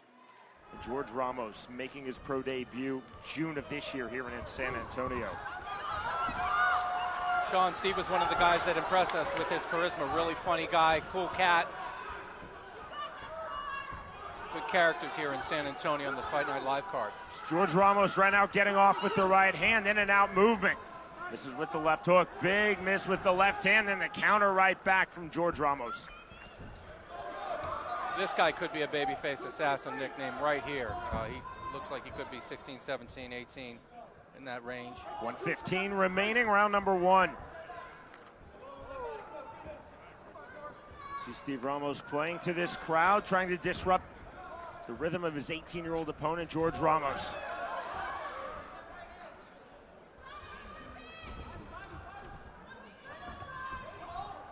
Counter on the right hand from Steve Ramos. Forward pressure, slow, methodical, stalking forward pressure from George Ramos. You see Steve Ramos stepping into the pocket, and big shots landing from George Ramos. Tying up, fight on from referee Anthony De Los Santos. Punishing body shots into the head, power shots now from George Ramos. His best sequence of this fight. The uppercut. George Ramos throwing very big indeed.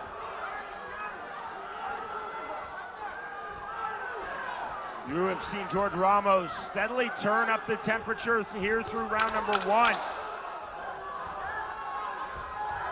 Tie up from Steve Ramos. Entertaining round number one. Overhand right, there is the bell. Lumberjack goes back to his corner and saying, okay, that wasn't maybe quite what I expected. That babyface assassin, student age, but full-on adult killer mode, aggressiveness galore in round number one. You saw the left hand landing for the lumberjack, but then the kid, he got busy. There were flurries, there was punches and bunches, mean intent on his shots. Right hand was working. Some left hand too. You saw the hook as he was backing out. Nice explosivity. Got a lot of fans here. Now he's still learning the distance that he's liking there. In the mid-range, he looked pretty solid and sharp there in that round.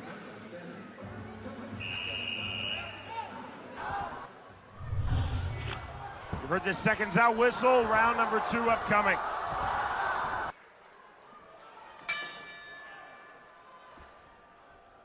See now if 18-year-old George Ramos tries to turn up the temperature even more.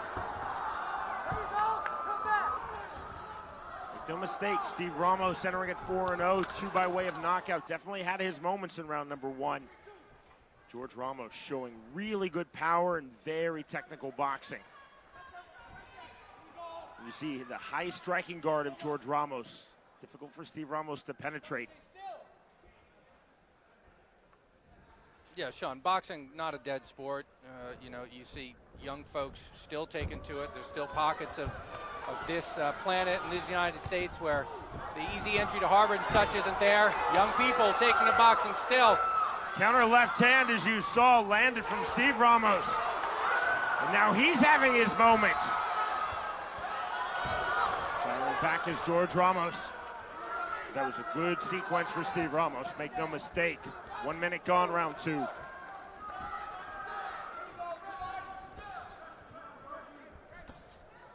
The lumberjack trying to interrupt the rhythm of the kid with the jab. He'll sometimes throw 3 jabs, and they don't have to be all so sharp, but interrupting the rhythm is where it's at, because this kid will chew you up.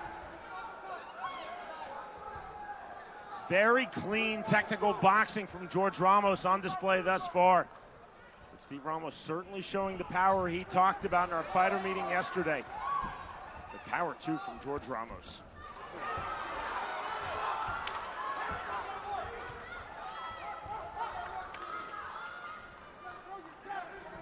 .115 remaining, round number 2. Steve Ramos to the body.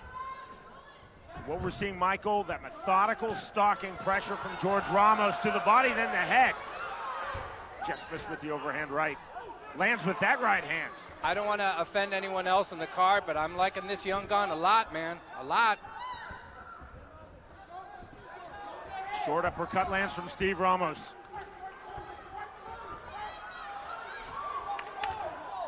Both fighters continuing the work, continuing the throw.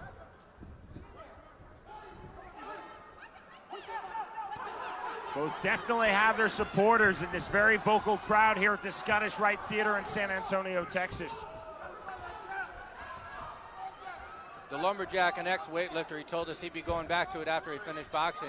He's got the right frame for it now, but you see the kid. He's not muscles galore. Good punches on the inside from Steve Ramos. Absolutely having his time in this round, Sean. Definitely took George Ramos off his striking line. Ramos versus Ramos, approaching the halfway line of this super middleweight fight. There is the bell. Punctuated by a hard left by the lumber. Roy Jones Jr. Boxing on Facebook Fight Night Live is presented by The Art of Music. When memories fade, memorabilia doesn't. Freedom Chevrolet of San Antonio. Nobody beats a Freedom Chevrolet. That's right, nobody. LaHood Law Firm, generations of legal experience. Let LaHood fight for you. And El Panama Hotel and Casino.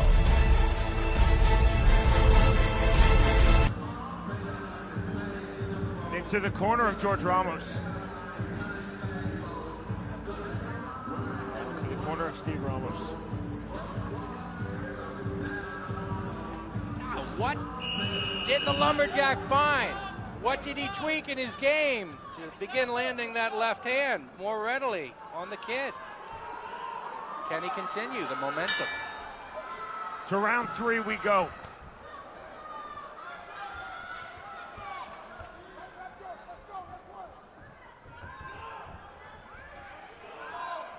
Fifth of 8 fights tonight on this card. RJJ Boxing on Fight Night Live. 3 of the previous 4 this evening have not gone to the scorecards. Sean, you see the bounce in the step of the lumberjack. It's a little bit of a throwback style. You don't see guys bounce as much like that. So a little bit of throwback style, but it's working. It was working more in round 2. Steve Ramos was previously warned there, as you just saw by referee Anthony De Los Santos, holding the back of George Ramos's head while trying to throw that left hand. It's the cupping of the back of the head with the glove. Nobody did that better than Muhammad Ali. What? Ali cheated some? Yes, he did. Yes, he did. Sorry to break it to you, folks. Admirers would call it ring generalship, Michael. Good right hand landed from George Ramos. Counter left hand from Steve Ramos, then the straight right hand. Things again heating up, 1:45 remaining round 3. The lumberjack doing well to keep that right hand glued up to his ear so he doesn't get whacked with that hook.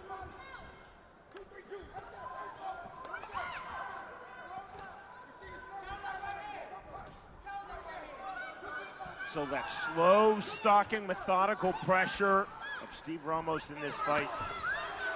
Brother of George Ramos. Steve Ramos has largely been on the outside and trying to explode with punches to the inside. Just like there on Cuba, misses the overhand right. 65 seconds remaining round 3. I want to give a shout out to the matchmakers here. Nice sort of 50-50 fight they put together.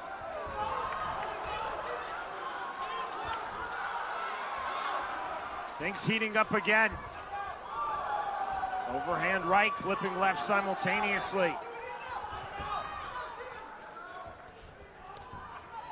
Credit also, matchmaking, you're seeing 4-0 versus 1-0. Extremely common in MMA, sadly not that common in pro boxing. I love that we're seeing it here.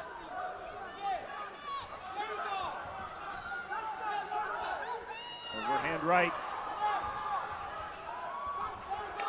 Good short, sharp right hand landed from George Ramos. Back and forth we go. I like how George Ramos sees punches. I like his alertness, how he knows what's coming at him. His awareness. Pretty solid for a young gun. Lead left hook lands hard from George Ramos just before the bell. We are headed to the 4th and final round. See the replay action there. The youngster. He's learning in action. The lumberjack timing him nicely with the right hand and a long left, and then sliding out smartly. Being the aggressor and mixing it up. Solid defensive aptitude. Young Ramos bores his way in, then slides out. Not too overeager.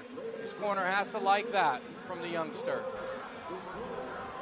The lumberjack for sure had his moments in that round. Had to grab and clinch 1 or 2 times. His movement was on message, his accuracy. Fun, even round.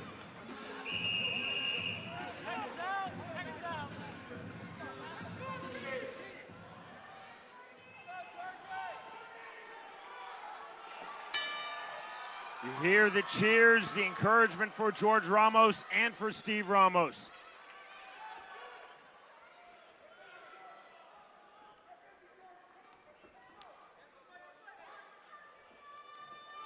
Early forward pressure now to start this 4th and final round from Steve Ramos.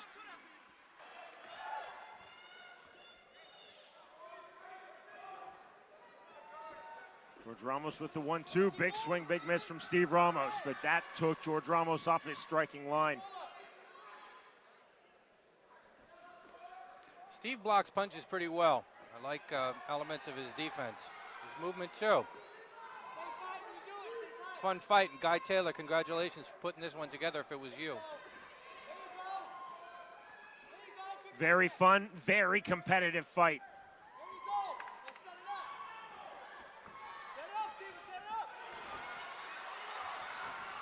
Two minutes remaining, 4th and final round. Fight on, says referee Anthony De Los Santos. Again, credit to the Texas referees, Greg Alvarez and his Texas commission. They let the fights flow in this state, which I really, really like. As a former pro boxing referee, I'm not a fan of over officiating. Better to be not seen or heard, yes? Body head there from George Ramos. George, some seasoned action there. Slipped about 3 punches, backed up, and then countered before. He's well tutored for a 1-0 guy, for sure.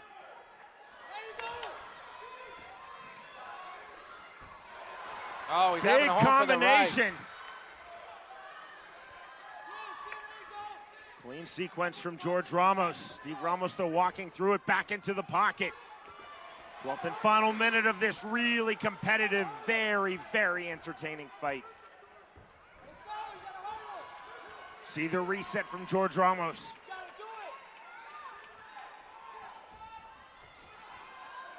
And Steve Ramos exploding back into the pocket and with a punch.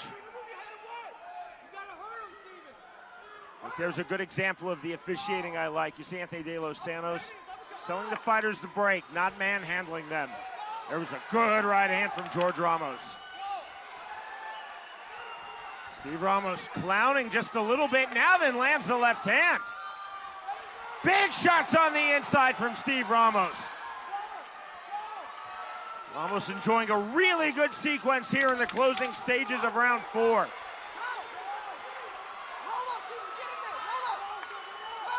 Final seconds. Big shots from both fighters on the inside. There is the bell. My man Wheelock is amped. The crowd here is amped. Decibel level at the Scottish Rite Center.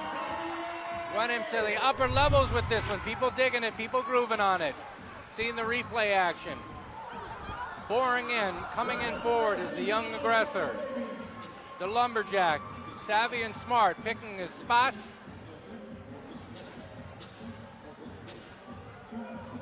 Babyface Ramos. Boring his way in, ripping to the body. Low and then high, mixing it up. Rugged action in this round. Solid trading. This was fighting, friends. This was fighting, and of course this was pugilism. Technique on display. Looking for the counter was the lumberjack. Coming from underneath, mixing it up, punch placement. From George Ramos, the pride of San Antonio. If he continues on this path, more people are going to be knowing that name and going to be able to say that. You saw the right hand there, the right cross landed clean. Tabulations being done now. George Ramos having his hand raised. We now await tabulation of the 3 Texas judges.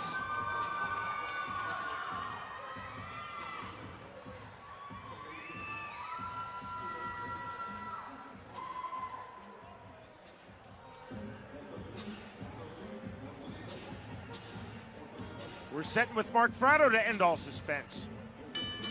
Ladies and gentlemen, let's make some noise for these 2 warriors. Going all 4 rounds in the center of the ring. We now go to the judges' scorecards. Judges Ruben Carrion and Glenn Crocker scored this one 40-36. Joel Elizondo saw it 39-37.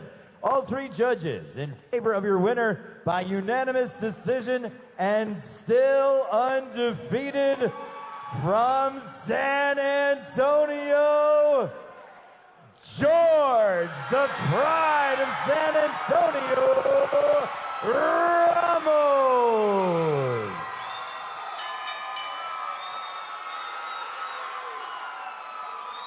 Mixture of cheers and boos in this crowd again.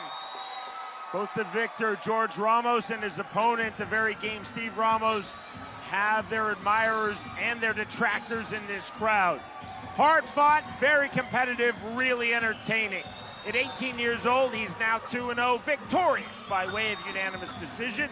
George Ramos defeats Steve Ramos. Steve Ramos told us yesterday, I like pain. I think I'll get the better end of it on this one. You know what? He didn't, but it was still a real good fight. Looking at the tail of tape now, we're having the co-feature coming up. Shawnee, it's Xavier Wilson and Palacio Cruz. Wilson really impressed us with his personality. He's like a young Bruce Lee kind of adages coming out. He's been fighting, doing different martial arts since he's age 4. Very intrigued to be seeing this guy. This upcoming bout here at the Scottish Rite Theater in San Antonio, Texas, set for the lightweight division. Ladies and gentlemen, let's get fighters into the ring for the next contest. To the ring comes Palacio Cruz. Well, George still has to take his victory lap. He's got to get some photos taken. We'll wait for Palacio Here's George. Cruz. Wildstyle, you can play some George music again. George Ramos still undefeated. One of the 2 George undefeated Ramos now back in the Ramoses ring. that entered the ring. Only one leaves with the O.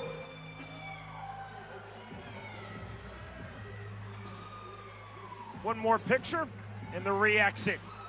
Let's meet as he makes his way to the blue corner from McAllen, Texas, Palacio, the Jellyman Cruz. Elacio Cruz told us in our fighter meeting yesterday, normally he's an outside fighter, but because of the reach, the range advantage that Xavier Wilson will possess in this lightweight fight, Cruz wants to make this an inside fight. Cruz said of his opponent, Xavier Wilson, I feel that he lacks punching power. He said, I'm going to utilize very smart and aggressive counter-punching. Elacio Cruz also said, make no mistake, I'm nobody's stepping stone. I know Xavier Wilson's 8-0, but I do not view myself as the underdog in any way. I'm not here to fall down and allow him to pad his record. Making his way to the red corner from Baltimore, Maryland. Elacio, Xavier, we agree. Very Professor likable X personality. He works a 9 to 5. He packs boxes and does U-Haul for Danny's helping hand. He smiled a lot. He was quick with a grin. We said, are you the underdog? He said, of course I am, but I'm focused. I'm not playing the underdog role. Gonna lay down or nothing like that. To the ring now comes Xavier Wilson, a lifelong traditional martial artist who started boxing 6 years ago at age 20, brings a very philosophical approach to pro boxing. Told me he never fights with anger, feels that he is always learning in the ring, in sparring, in fights. Enters 8-0 with one knockout. Wilson told me he wants to work off of the jab, keep moving from the outside to the mid-range and back again. He does not want to allow Elacio Cruz to make this an inside fight. Ladies and gentlemen, the action continues from the Scottish Rite Theater here in San Antonio. This is Roy Jr. Boxing on Facebook, Fight Night Live, powered by Everlast. This contest rounds in the lightweight division, brought to you by TMB and PR Entertainment, and presented by Everlast. Be first, LaHood Law Firm, generations of legal experience. Let LaHood fight for you. El Panama Hotel and Casino. Eat Pro. You can check Ball Wash at ballwash.com, and all the rest of our sponsors use the promo code FIGHTNIGHT for discounts with our sponsors this evening. The judges for this contest are Ruben Carrion, Glenn Crocker, and Anthony De Los Santos, and controlling the action at the sound of the bell, the referee in charge is Ellis Johnson. Introducing first, fighting out of the blue corner. He weighed in at 127 1/2 pounds. As a professional, his resume consists of 8 pro bouts, 1 victory coming by way of knockout. Wearing black and hailing from McAllen, Texas, ladies and gentlemen, Elacio, the Jellyman Cruz. His undefeated opponent fights out of the red corner. He weighed in at an even and ready 133 pounds. As a professional, his record stands at 8-0-1, 1 win coming by way of knockout. Wearing black trimmed with white and representing Baltimore, Maryland, please welcome Xavier Professor X Wilson.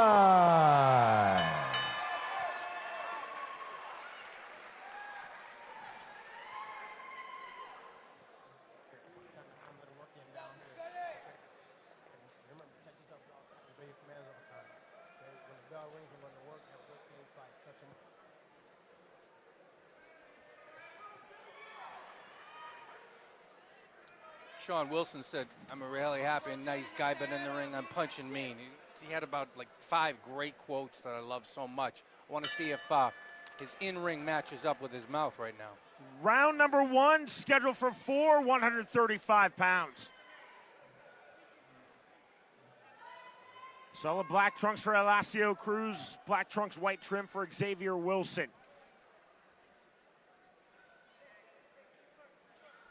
Announced from Maryland, but now based here in Texas. You see Cruz trying to work to the inside. Wilson blocking those punches on his gloves. Jellyman's corner is taping the fight on his phone as he yells instructions. I haven't seen that before. Welcome to 2018, my friend. Yeah, right. Two birds, one stone, I guess. Wilson trying to stay long off of the jab. Professor X, he calls himself, likes to do a lot of study. Been doing martial arts since he's 4 years old. How about that? I'll do the math. 22 years of it. Very patient, methodical start from Elasio Cruz. Cruz shoe shining to the body, right back out. Not much on those punches, though. Wilson so told often, us he's learning how to finish, Shawnee, right? He gets a sense that he wants to finish. He knows almost how, and then he wants to finish the deal. So I'm wondering if he's going to get that, go for that stoppage tonight if it comes to him. fight on from referee Ellis Johnson. So often, of course, not just in boxing, but in all combat sports, it comes down to range. This very much a fight about range. Cruz clearly wants it on the inside. Wilson wants it at distance.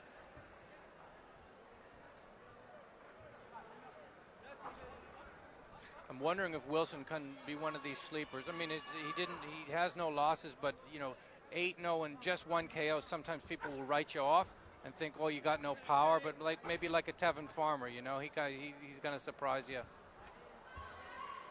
I like his build. He's long and lean. I like the agility. I like the explosivity as he closes distance.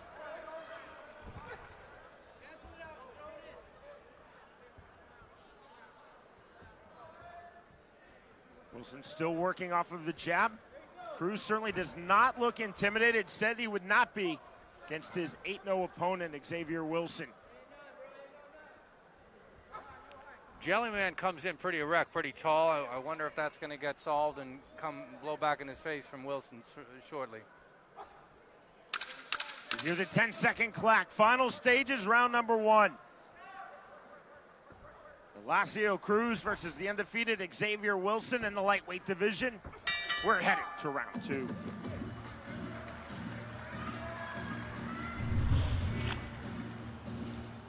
Replay action from round 1. Jellyman avoiding the jab from Wilson. Wilson is a table setter with that, and you see smart defense. Nothing from that flurry really getting in on Wilson. You see him being very patient. Ducking the head a little bit to the left and then pumping a right hand, understanding angles and what's coming back at him. You see him getting those angles, finding those punching lanes.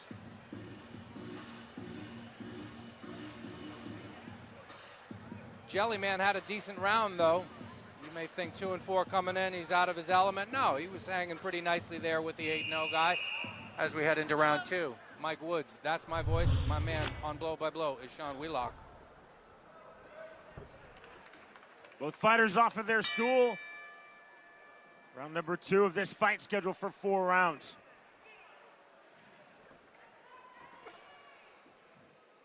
Wilson to the body and again to the body. You know how fight cards have a tagline to them.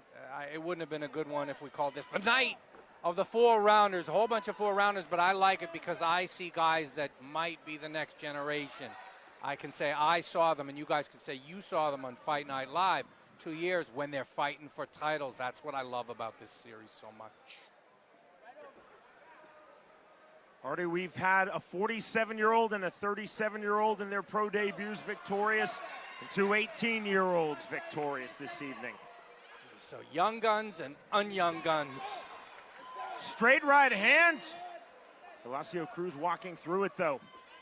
This very much is now a fight about range and distance. Clipping left hand from Elasio Cruz. Not at all intimidated against Xavier Wilson. Lead left hook from Wilson into the body. Right back, then a left hand from Cruz.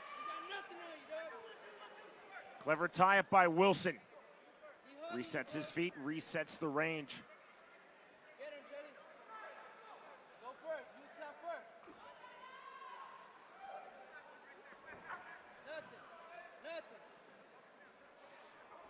I'm just trying to think as I'm watching Wilson, like, what am I feeling? And one of the things that's evocative to me is the short shorts.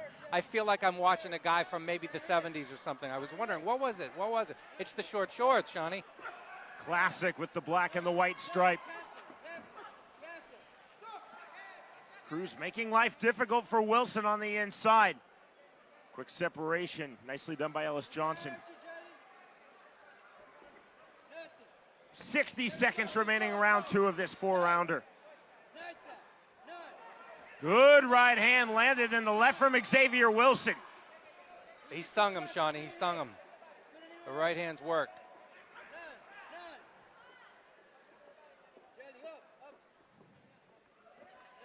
Jumping right cross from Cruz, left his feet.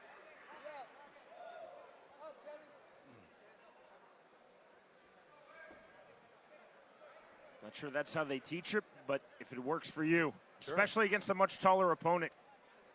Fighting is an expression of art. That might have been Wilson that told us that just yesterday, so absolutely. Snap jab from Wilson. A lot of pop on that jab. Jab to the chest. Sean, to be frank, the punching power, as speaking to the knockouts, yeah, Wilson's not a bomber. He's not. He's just plain not. I do wonder if he moves forward. Fight Night Live on Facebook is powered by Everlast. Be first. Elite Heat Water. The best fighters, trainers, and announcers just drink the water. Eat Clean Pro. If you're a pro in training or just want to eat like a world champion, check out Eat Clean Pro and use the promo code Fight Night. Mr. Custom Made. For the perfect knockout look, check out MrCustomMade.com. Ball Wash reminds you to keep the funk off your junk. Use the promo code Fight Night for 20% off at ballwash.com.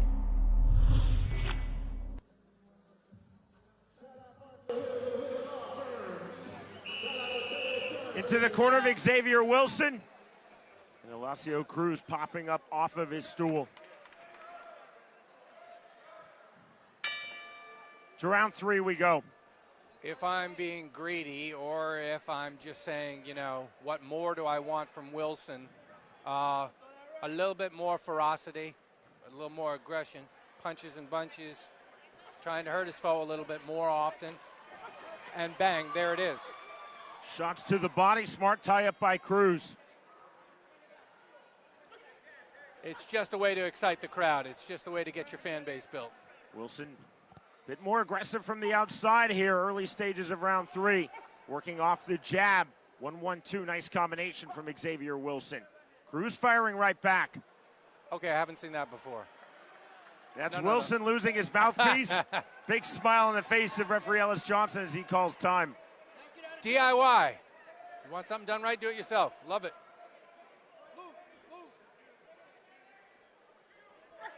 As the great John McCarthy said, clear water never disinfected anything. Who needs it? Put the mouthpiece right back in. Who needs disinfected? To hell with Purell.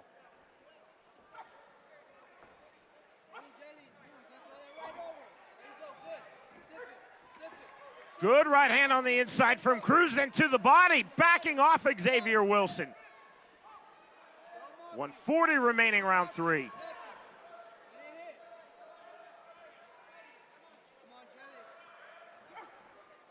Simultaneous jabs canceling each other out.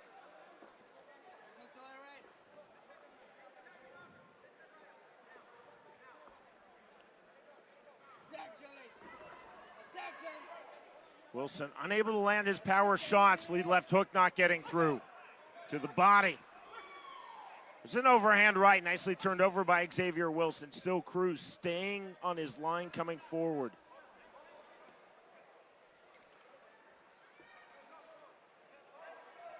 Final minute, round number 3.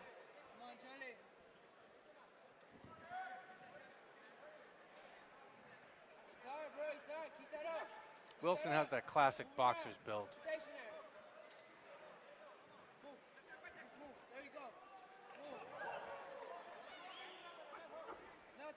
Double jab from Xavier Wilson, then the right hand. Wilson starting to open up, take a few more chances here.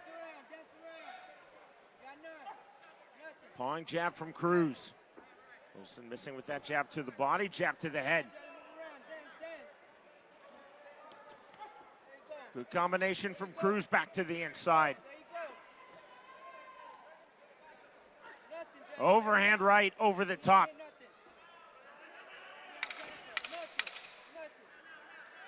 Elasio Cruz undefeated Xavier Wilson.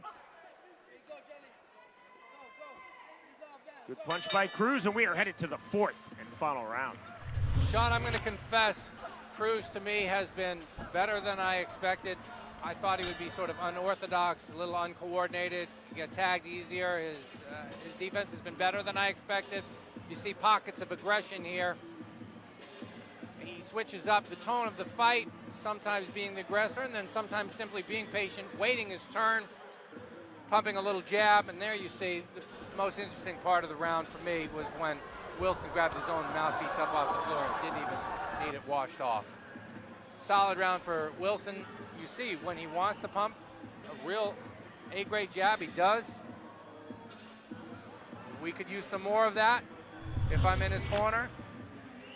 Piling up W's on the rounds, I believe, on my unofficial card. Michael Woods tossing it back to Sean Wheelock on blow by blow.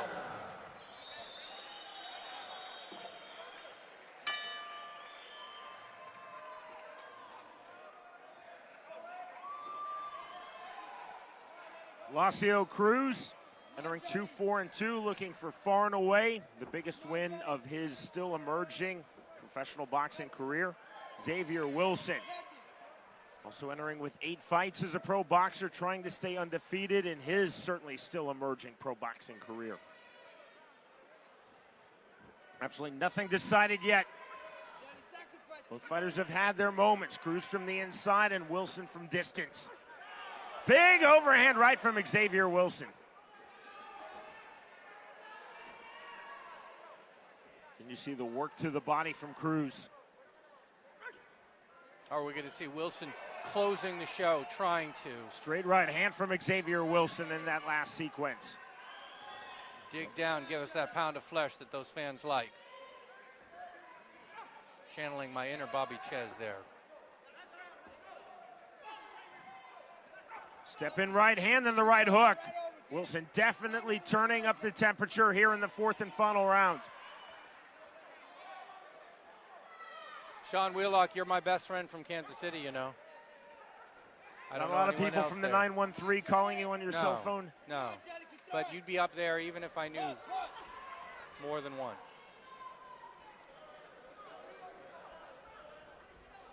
That's what it is, 913, okay. Snap jab from Elasio Cruz.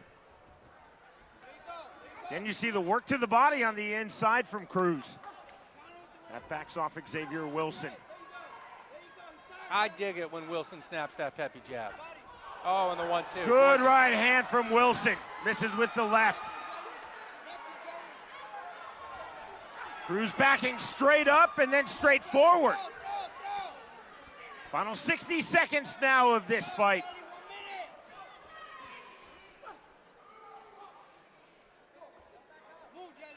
Elasio Cruz said he would not be intimidated against an 8-0 opponent. He has not fought at all as though he's intimidated. Lands the right hand there.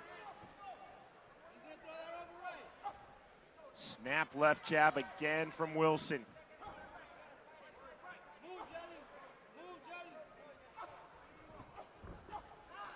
Good left to the body, right hand just misses from Xavier Wilson.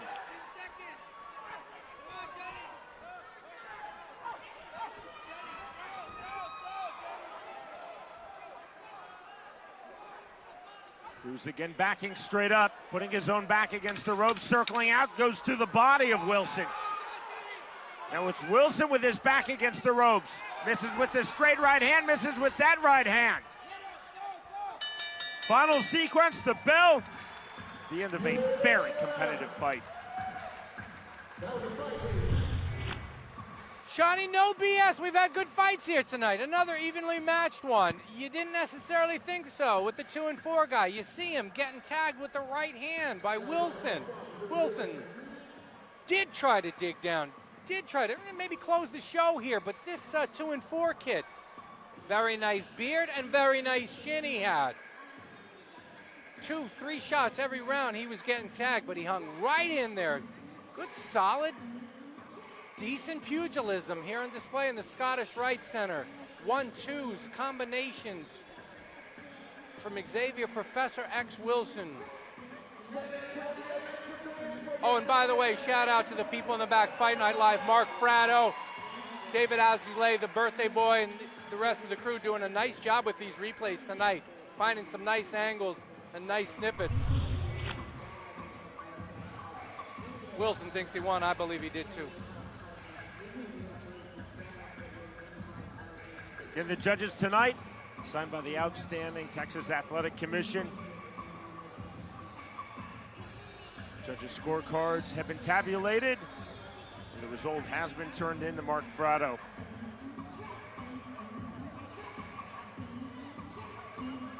Let's go to him now. Ladies and gentlemen, here in San Antonio, this one went the distance. A big Texas round of applause for these two warriors. Having gone all 4 rounds, we now go to the judges' scorecards. Judge at ringside, Glenn Crocker scored this one 39-37. Ruben Carrion and Anthony De Los Santos saw this one 40-36. All 3 judges in favor of your winner by unanimous decision and still undefeated. From Baltimore, Maryland, now San Antonio, Xavier Professor X Wilson. You just saw the big smile on the face of Xavier Wilson, moving to 9-0. But Alacio Cruz acquitted himself really well tonight over 4 rounds. The winner, by way of unanimous decision, Xavier Wilson defeats Alacio Cruz. Guess who's going to get a lot more gigs off of that outing? Cruz. Absolutely, Alacio Cruz. Yep. That's a guy who'll give your guy rounds, tough, not going to get rolled over, run over, in shape, lots to like there.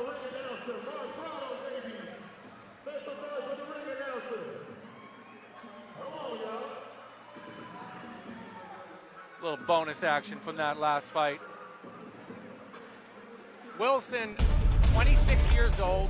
Roy Jones Jr. Boxing on Facebook Fight Night Live is presented by The Art of Music. When memories fade, memorabilia doesn't. Freedom Chevrolet of San Antonio. Nobody beats a Freedom Chevrolet. That's right, nobody.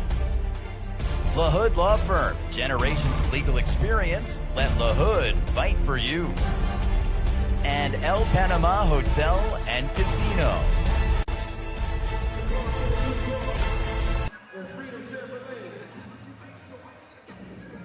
We're now set for our co-main event of the evening. It is presented by LaHood Law Firm with generations of legal experience. Let LaHood fight for you. And you see our tale of the tape. It is presented by Freedom Chevrolet San Antonio. Michael Clicata versus Luis Villarreal. Villarreal, 42 years, not young. Stepped away from the sport, about 20 years, came back. It's on his bucket list, and he's just going to keep doing it. Wants to keep fighting, 42. Is it the new 32? We'll see. At stake, the currently vacant ABF, that's American Boxing Federation Junior Middleweight Championship. This title fight scheduled for 6 rounds, 154 pounds. Michael Clicata into the ring. Told me he wants to work behind his jab, keep throwing that jab with precision and power. Clicata said, I know that Villarreal is very strong physically. He said, I have to outbox him because I cannot outpower him. Making his way to the red corner from Houston, Texas, now living, training, and fighting right here in San Antonio, Luis Villarreal.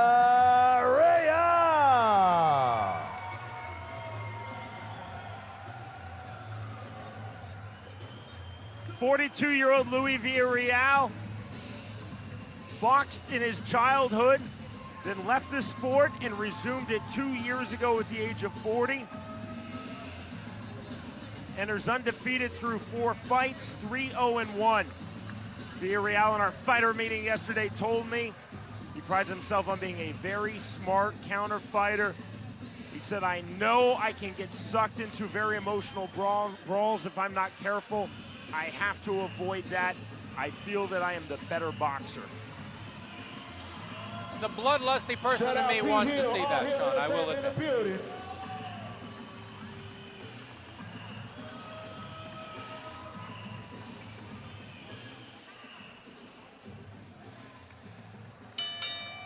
Ladies and gentlemen, once again, live from the Scottish Rite Theater here in San Antonio, Texas. This is Roy Jones Jr. Boxing on Facebook. Fight Night Live, powered by Everlast. We've reached our co-featured bout of the evening, scheduled for 6 rounds, and will be contested for the Junior Middleweight ABF Championship. It's brought to you by TMB and PRB Entertainment, and presented by Everlast. Be first.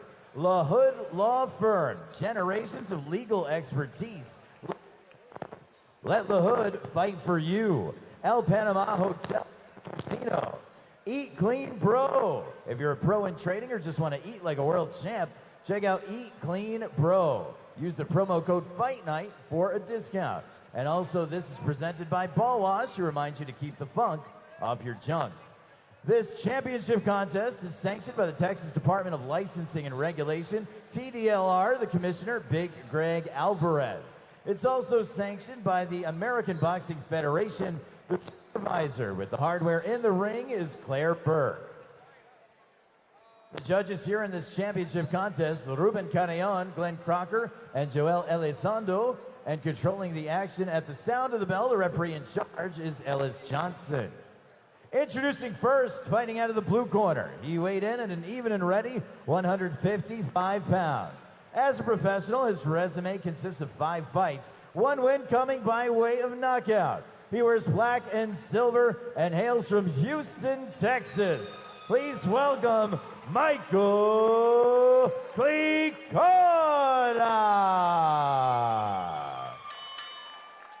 His undefeated opponent boxes out of the red corner. He weighed in at 153 1/2 pounds. As a professional, his record consists of 3 victories, no defeats, and 1 draw, 1 win coming by way of knockout. He wears red trimmed with black, originally from Houston, Texas, now living, training, and fighting out of San Antonio. Please welcome Luis Villarreal.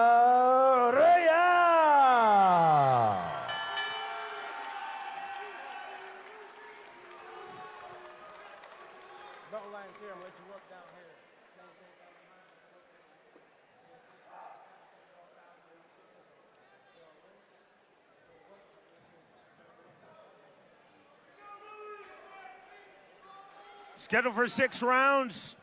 At stake, the currently vacant ABF junior middleweight title. Michael Kliko versus Luis Villarreal. I confess, I have a soft spot for Kliko. He got real with us at the fighter meeting. He says, I work in Jack in the Box. And it is what it is. He just works hard. And he's got a little boy, he's 10 years old, and a girlfriend. And not that long ago, he was homeless. And he said, guys, I'm just determined to stay out of that. I want to work, make money, have a place to live. So, a little soft spot for Mr. Kliko. I admit to that right now. Tonight's Fight Clock is presented by Art of Music. Memories fade, memorabilia doesn't. Black trunks for Kliko, red trunks for Villarreal.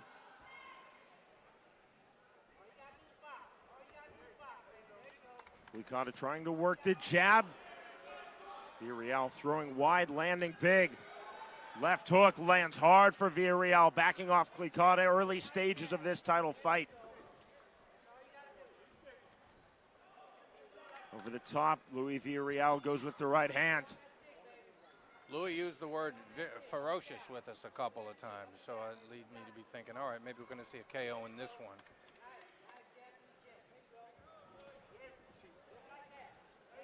Swing and a miss on the lead left hook from Kliko. Cross-arm defense from Villarreal. Archie Moore is one of my all-time favorite fighters, so I always love to see the cross arm. Was he nicknamed the Mongoose? He was indeed. The Mongoose, do they employ a cross arm defense when they're going against beavers or whoever they fight? I don't know. Probably, maybe. Look it up on Google. Ferocious has the best ink of anyone that we've dealt with tonight. Friends on Facebook, one or two of them have already mentioned that. See the feint from Klikata. Good right hand off of the 1-2 from Louis Villarreal. Villarreal keeps his chest very wide open to generate that power.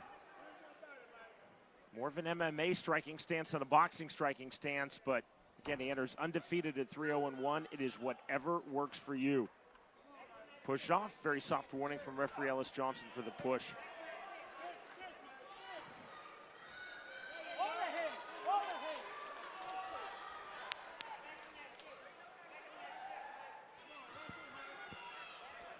Another right hand lands from Villarreal.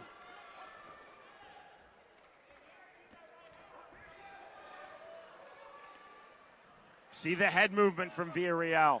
Klikata's throwing, he's having a difficult time landing. There's a right hand. Klikata now bleeding out of his right nostril. He's taken some hard shots here in round one. Final stages, scheduled for 6 at stake. The currently vacant ABF junior middleweight title. Michael Klikata versus Louis Villarreal. We are headed to round 2.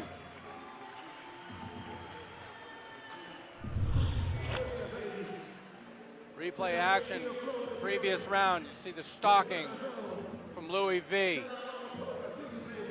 A little bit of a cross arm, little shoulder guard there. Edging his way in, being the aggressor, snapping the jab, doing damage to the proboscis. Channeling my inner Mauro Ranallo there. Fine aggression, taking the round. On my unofficial card, Louis V.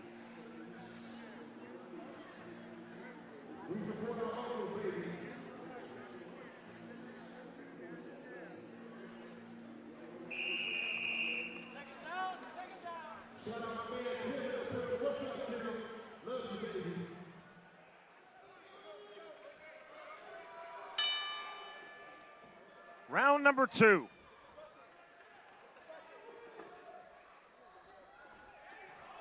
One, 1-2 to start for Villarreal. Klikata game, jumping right back into the pocket. And Klikata having a very difficult time finding Villarreal. Good head movement from Villarreal again.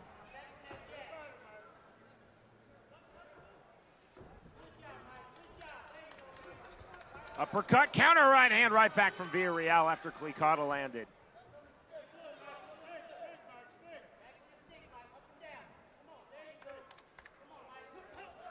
Good leaping left hook from Villarreal. You see the confidence of Villarreal, keeping his hands low as Klikata is jabbing. Oh, and he's having such fun. He's just having fun. I like his head and torso movement as well.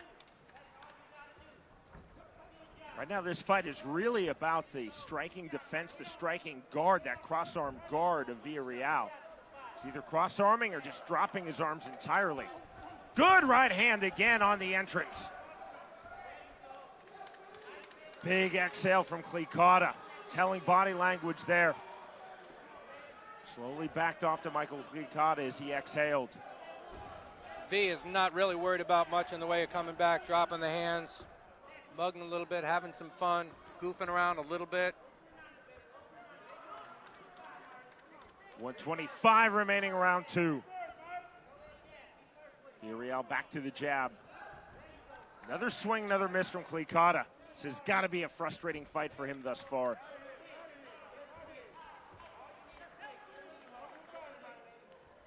To be honest, I think he's a little bit hamstrung by just a ceiling on his athleticism, really, more than anything. Klikata trying to go to the body. Saw Villarreal just shaking his head no. I think he probably gets the best of out of his ability. Good right hand. Klikata landed that. Villarreal resets, comes forward again. 40 seconds now to go, round 2. Good left after the right. That definitely caught Klicata, backed him against the ropes.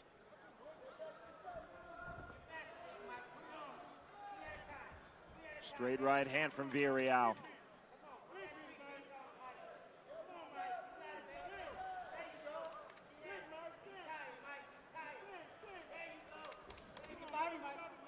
Klicata's corner telling him that Villarreal is tired. Perhaps could fall into the category of wishful thinking. You have to tell your fighter something of encouragement. Truly. We're headed to round 3. Fight Night Live on Facebook is powered by Everlast. Be first. Elite Heat Water. The best fighters, trainers, and announcers just drink the water. Eat Clean Pro. If you're a pro in training or just want to eat like a world champion, check out Eat Clean Pro and use the promo code Fight Night. Mr. Custom Made. For the perfect knockout look, check out MrCustomMade.com.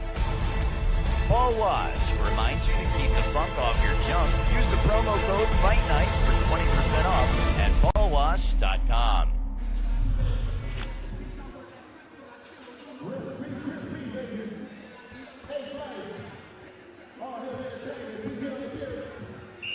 What to do to turn it around for Michael? Hard to say. Villarreal seems to be a cut above, to my eyes.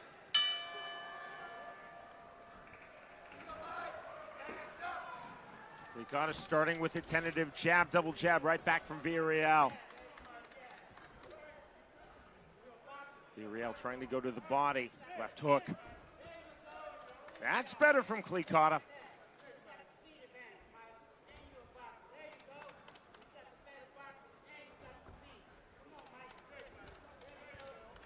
Another body shot lands from Klicata. Well, if there's a plan B in his arsenal, it may just be this, throwing to the body. And as I said, that Klicata's corner just yelled, throw to the body, Mike. Yeah, that's a smart plan B. That's a real basic. There's a good right hand, and the left hook backs off Klicata again.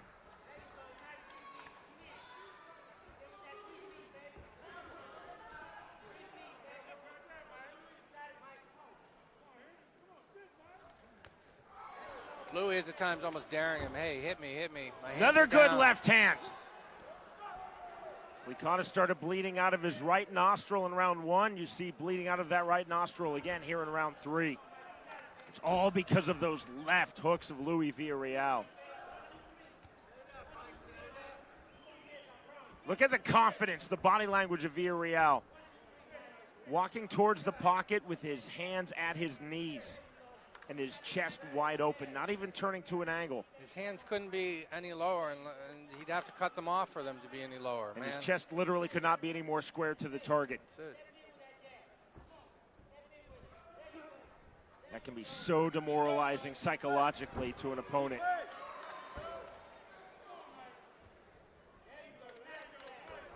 Straight right hand and another right hand.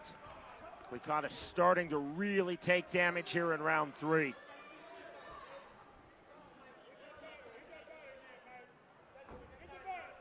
Klicata game still throwing. It's another left hand, and again you see the mugging from Louis Villarreal. Big right hand there, swelling around the right eye of Klicata.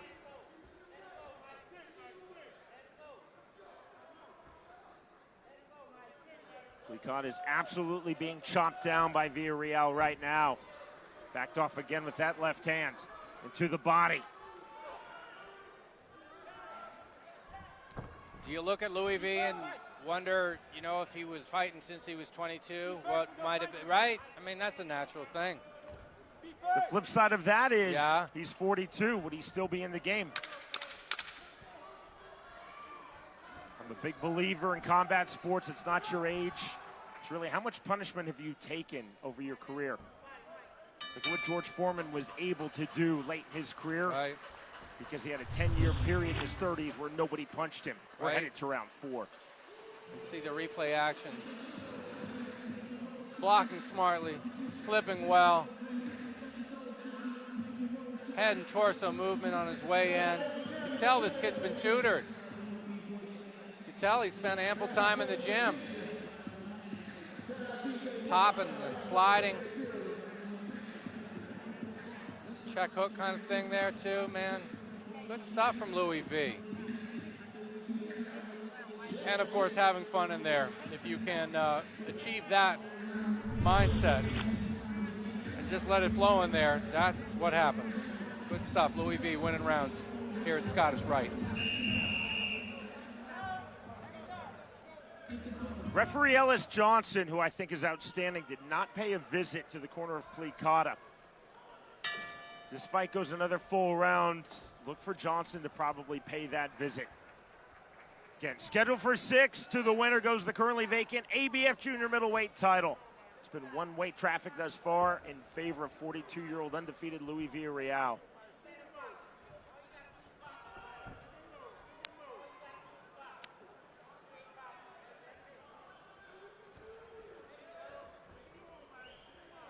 Villarreal to the body. Klikata so game trying to run back into the pocket. Big right hand again. Klikata really taking powerful shots. This is definitely a fight of attrition right now. These are telling blows from Villarreal that are really adding up. Klikata nearly turning his back and down he goes.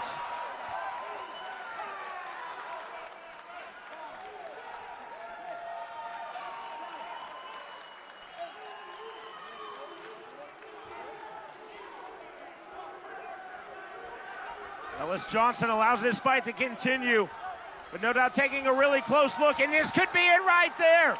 And that is it. The win, the title for Louis Villarreal.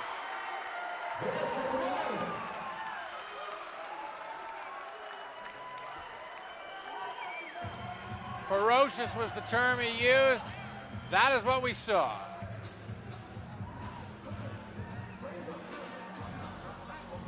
That was building and building and building and building all the way to this 4th round TKO finish. Said war of attrition, Shawnee, and one man in the worst of condition. Klikata held in as long as he could, held tough as long as he could. But Louis V, just too much for him. Power, speed, see it here in replay action. Piling up combinations, ample energy, ample ferocity. Referee, as you said, would start to take a closer look, and he waved it off and halted it. Really nice bit of smart refereeing from Ellis Johnson. No reason to count on the second knockdown. Klikata was done. And that belt now belongs to Louis Villarreal. 4-0-1 in his boxing career. Turned pro at age 40. It's going to look good on the mantle for the holidays, bro. Well earned, well won. Michael Klikata was game. He was just simply overmatched. It wasn't just the offense of Villarreal, it was the defense. Klikata could not find a target. That was really evident in the first minute of this fight.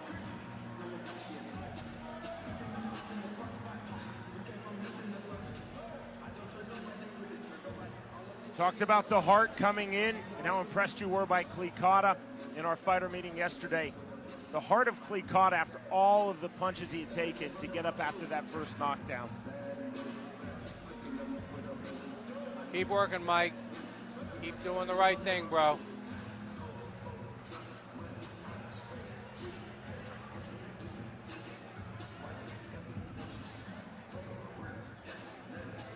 See the class from now the new ABF junior middleweight champion, Louis Villarreal.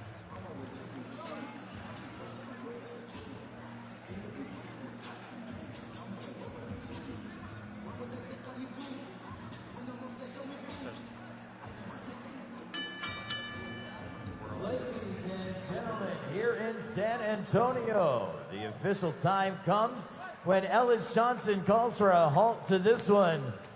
1 minute, 20 seconds in round number 4. Your winner by TKO, still undefeated, and the new ABF Junior Middleweight Champion from Houston, Texas, now San Antonio, Louis Villarreal.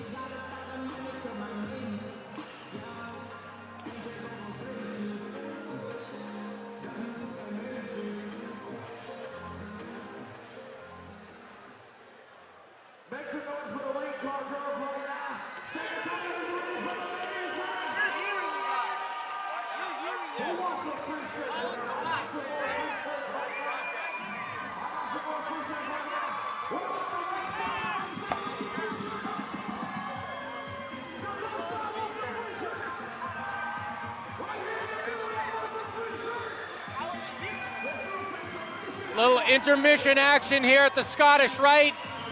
If you were here, you could be catching a t-shirt, Sean Wheelock. Are you going to try to catch one or no?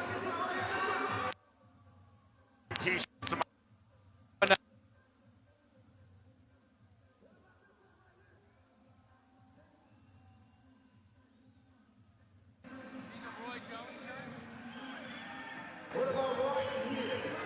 I kind of want one.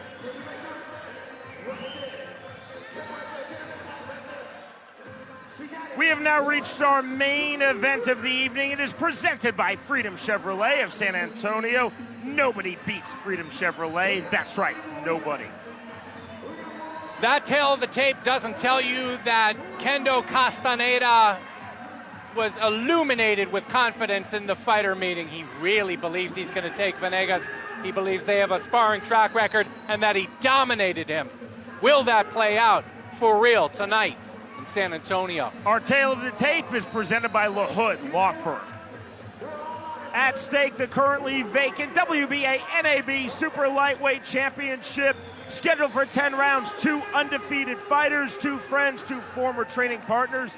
Gilbert Venegas Jr. versus Kendo Castaneda.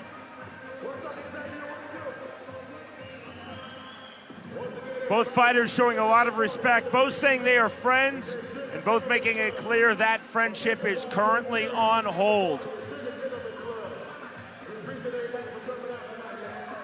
The dynamics of friends fighting is one thing. What I always find fascinating is the dynamic of former sparring partners, former training partners fighting. Unless it was real deal 50-50, I feel like someone's coming into it feeling like they have an edge, man. And this guy just came out and said it. Kendo Tremendo said, I dominated him. And we didn't say that, right? We didn't say to the other guy, oh, the other guy said you dominated him. We didn't say that, but we did try to get a sense on how it played out. And he said, well, no, it was even, right? And I kind of read in between the lines there. Maybe too much. We'll see. We'll see. That is Michael Woods. I'm Sean Wheelock. Really glad that you were with us. RJJ Boxing on Fight Night Live. We're at the Rocket Scottish Rite Theater in downtown San Antonio, Texas. This is our main event upcoming, the 8th and final fight of this very entertaining card here in San Antonio. It's time for your main Back we event go to Mark of Fratto. the evening. Hardware on the line once again in this one. The belt is ringside, making its way into the ring. And let's meet the competitors. Making his way to the blue corner from East Moline, Illinois, Gilbert El Quiero Venegas Jr.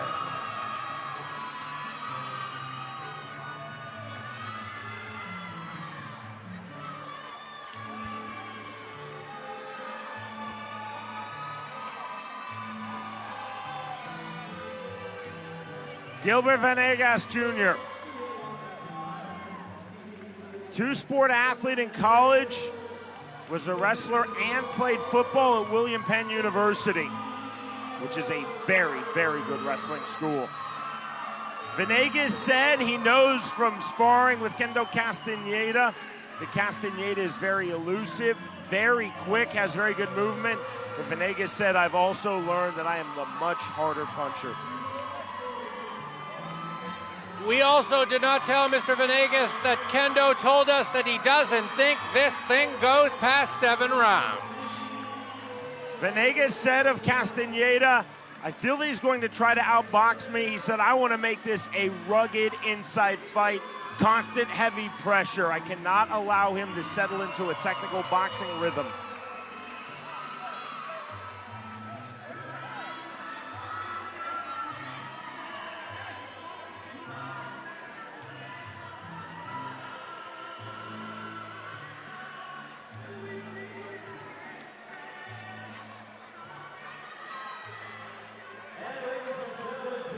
His opponent, making his way to the red corner, undefeated, representing San Antonio, Kendo El Tremendo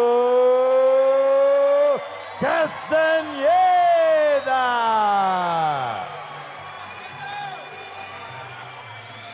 Kendo Castaneda enters undefeated through 15 fights, 14-0 with 1 no contest. In his last bout, which many of you watching tonight saw live from Roy Jones Jr. Boxing in August in Las Vegas, Castaneda defeated the former WBC US lightweight champion Jesus Chuy Gutierrez by way of unanimous decision. That was an 8-rounder. This scheduled for 10 rounds. The first 10-round fight for both men.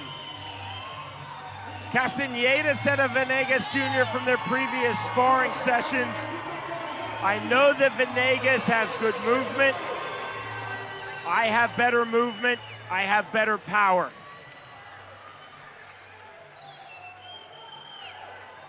Only one guy has Jesse James Leah on his corner. And indeed, in the corner of Kendo Castaneda, the former WBC super featherweight world champion, the great Jesse James Leah. It is our main event of the evening. To get it started, back we go to Mark Fratto. Ladies and gentlemen, good evening once again from the Scottish Rite Theater here in San Antonio, Texas. This is Roy Jones Jr. Boxing on Facebook, Fight Night Live, powered by Everlast. Our main event of the evening is scheduled for 10 rounds between 2 undefeated warriors. Somebody's O has got to go. Hardware on the line. This one contested for the WBA NABA Super Lightweight Championship. Brought to you by Roy Jones Jr. Promotions and presented by Everlast. Be first. Freedom Chevrolet of San Antonio. Nobody beats a Freedom Chevrolet. That's right, nobody. The Art of Music. When memories fade, memorabilia doesn't. Elite Heat Water. And Mr. Custom Made for the perfect knockout look. Check out MrCustomMade.com. This title contest is sanctioned by the Texas Department of Licensing and Regulation, TDLR, the Commissioner, Big Greg Alvarez. And it's sanctioned by the North American Boxing Association, the President, George Martinez, and representing the WBA, please welcome Supervisor with the hardware in the ring, Gina Malpartida. The judges for our championship main event, Ruben Carrion, Glenn Crocker, and Ellis Johnson. And controlling the action at the sound of the bell, the Hall of Fame referee in charge is Rafael Ramos. And now, ladies and gentlemen, live from San Antonio, Texas, 10 rounds for the WBA NABA Championship. Damas y caballeros, ladies and gentlemen, it's go time! Introducing first, undefeated out of the blue corner. He weighed in at 143.5 pounds. As a professional, his resume stands at 10-0. 6 wins by way of knockout. Wearing black with gold and lime and hailing from East Moline, Illinois, accompanied by former heavyweight champion of the world, Hasim the Rock Rahman. Please welcome Gilbert El Ghetto Venegas Jr. His opponent also volume undefeated, here, Shawnee. boxing out of the red corner. Volume, he weighed in at baby. 139.5 pounds. As a professional, his record stands with 14 bouts, 14 victories, 1 no decision, and 7 wins by knockout. He wears black with silver, joined in his corner by former champion of the world, Jesse James Leija, and representing his hometown, San Antonio, Texas, damas y caballeros, Kendo, el tremendo Castaneda.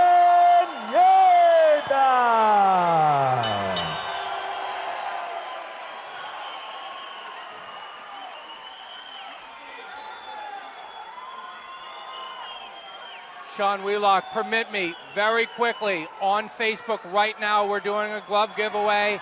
Everlast, our friends at Everlast, some throwback gloves. Go to @Woodsy1069 on Twitter. It's all there for you. It's a couple $100. It's a free item. It makes a great holiday gift. Basically, I'm going to say of it. It's on my Twitter @Woodsy1069 or on the Facebook Fight Night Live page. Thank you for indulging me, my friend. To the winner goes the currently vacant WBA NABA Super Lightweight title. Scheduled for 10 rounds, the bell and round number 1. Tonight's fight clock is presented by Hotel El Panama. Black and gold trunks for Gilbert Venegas Jr. Solid black trunks for Kendo Castaneda. Castaneda with the jab. Both these cats agreed that Venegas probably does have the power edge, but can he detonate it? Can he land? If you have a power edge but you can't land, well, what good does that do you? See Castaneda very tall in his stance. And a snap jab. Sean, I was so fascinated when I said, do you see this as a 50-50 Venegas? They said, yeah, 50-50. And I said, really? You don't see it as a 51-49 for you? You don't? Really? Oh, I do wonder if the confidence level that I saw will be speaking as loudly in the ring as it did at the fighter meeting. Castaneda definitely seemed the more confident of the two fighters, but what was clear is not just friendship, there's real respect between the two. Castaneda to the body. To me, looks a weight class or even two bigger than Castaneda, eh? Jack dude, packed.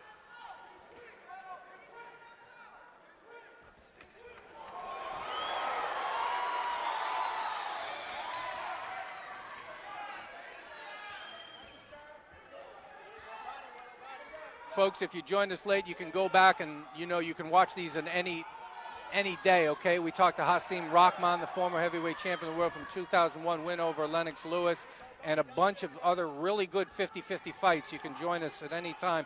Tell your friends, please. Good turnover right hand from Venegas. Venegas using his shoulder, then hooking the body. Castaneda right back to the jab. Jab, then the hook from Venegas. That was clever.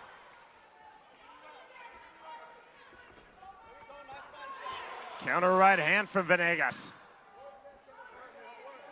See Castaneda trying to impose the technical, the word he used is pure boxing. Continuing to snap the jab. Low from Venegas, but it missed the mark. Venegas nothing on the rear uppercut. Hard to the body from Kendo Castaneda.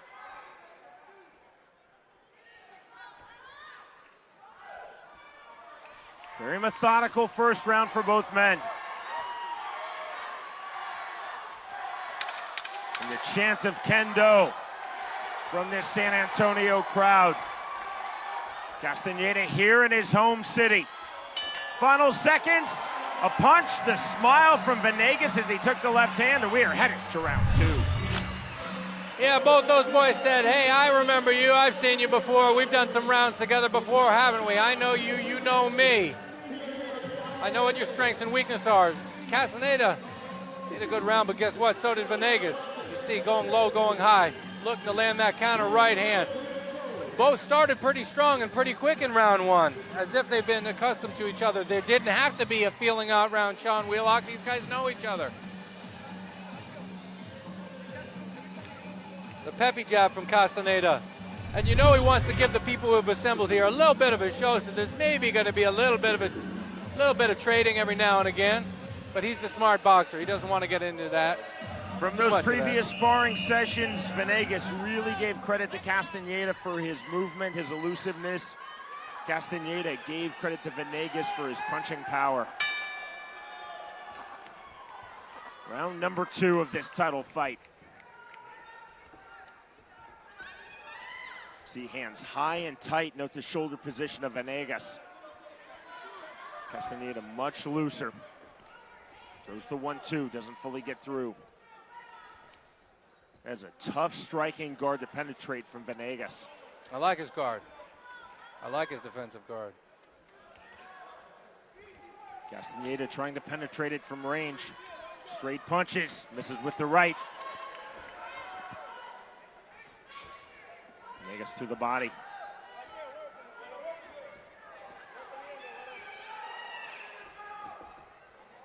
Left hook, nothing there.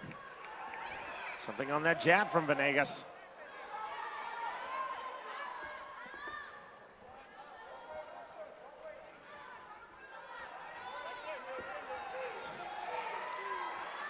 Castaneda starting to establish his jab with some authority here in round two. Castaneda said clearly his jab is his key to victory.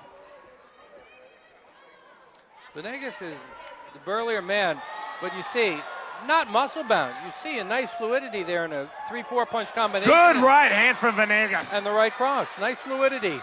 He's impressing me. Good right hand from Castaneda. There's the smile on the face of Venegas.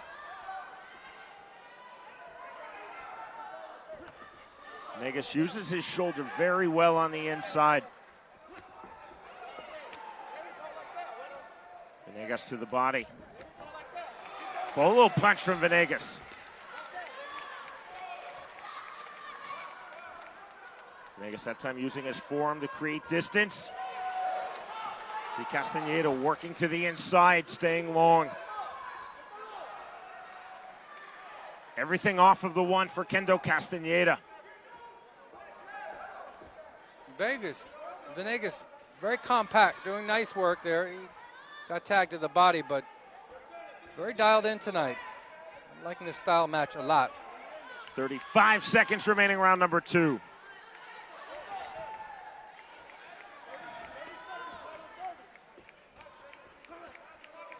Castaneda exploding forward to the body. Good hook from Castaneda. Castaneda again to the body. Venegas answers. Short right hand from Venegas.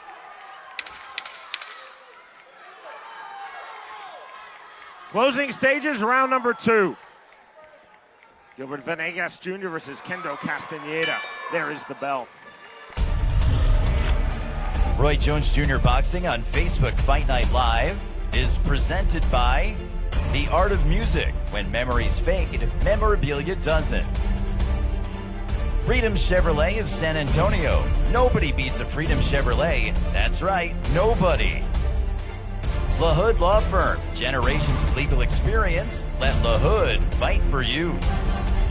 And El Panama Hotel and Casino.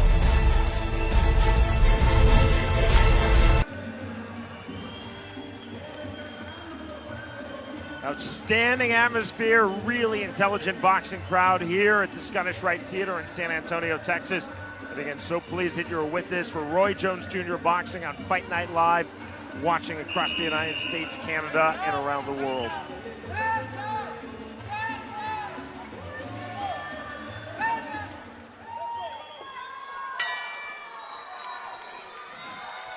Both fighters eagerly back to the center of the ring.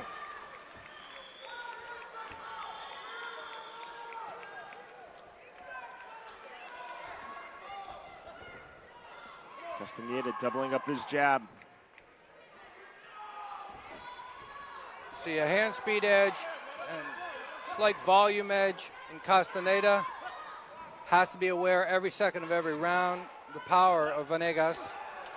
Right hand, then the left hook to answer. And the left right back, as you saw from Castaneda.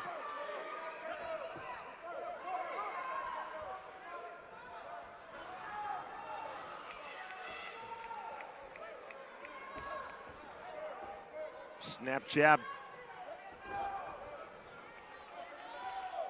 Venegas staying so tight in his striking guard. It was a very compact style. To the body, that was nicely done from Venegas. Right back to the body from Castaneda. Venegas has better hand speed than I would expect from, I guess, his frame. Switch of stances from Kendo Castaneda. Right back to orthodox. Good right hand from Venegas. Right there. That lead right hand, you've got to be watching out for that.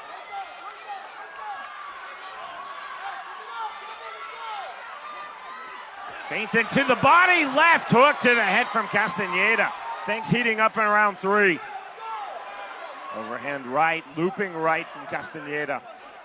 There's the break from referee Rafael Ramos. This thing is going to turn into more of a vicious fight than maybe some people expected going into this, who thought that Kendo would just be the outboxing guy. Again, Venegas used the word rugged to describe the type of fight that he wanted. Castaneda used the word pure. Very telling. Well, Castaneda whacked him to the hip 3 times there, so there's a lack of purity there. It's all fair in love and war in boxing, but I know, he's a babyface kid. I think he suckered me a little bit. Short punches, 3 on the hold. You saw Castaneda was holding the left arm of Venegas and 3 short right hands.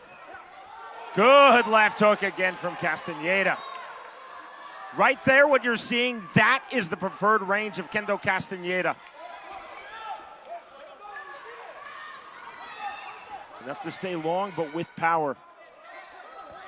Just like that. Final seconds, round number 3. The tempo being turned up by both men. Good left hand from Venegas. We're headed to round 4.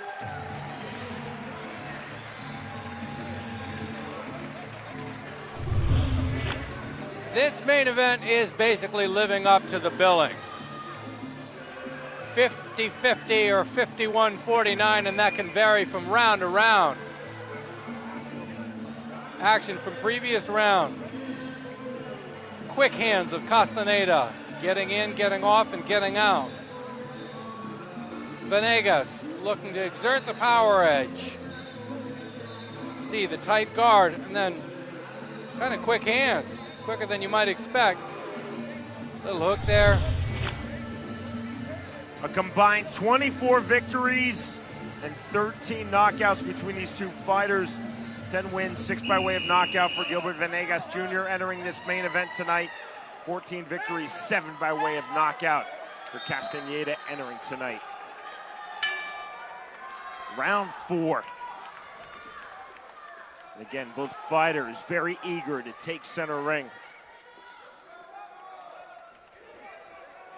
Right hand from Venegas.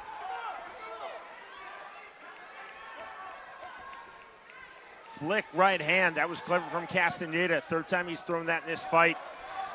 Venegas to the body, Castaneda to the head. See Venegas using the rangefinder. Fight on, says referee Rafael Ramos. Both fighters smiled on that. Neither were sure if Venegas could legally use the rangefinder. Referee Rafael Ramos said, absolutely you can. Very slight swelling now under the right eye of Castaneda. Castaneda maintains that down the stretch, his cardio, his stamina is going to be better because he's been doing better, more road work and sprints. He learned from previous fight. You know what? I got to get my conditioning to another level. He says he's done that. Tell you what, Venegas looks to me very well conditioned, but we will see. To your point, Venegas said he thought that there was probably no advantage for either fighter in cardio. Castaneda said, oh, there's a big advantage in cardio for me. 135 remaining round 4. Left hand went low. I thought it was belt line. Crowd went ooh. Ramos just a soft warning, telling both fighters keep your punches up. Did not call time. Again, in referee speak, there are soft warnings and hard warnings. That's a soft warning. Right over the top, and again an overhand right from Castaneda. Turning things up, lands another right hand.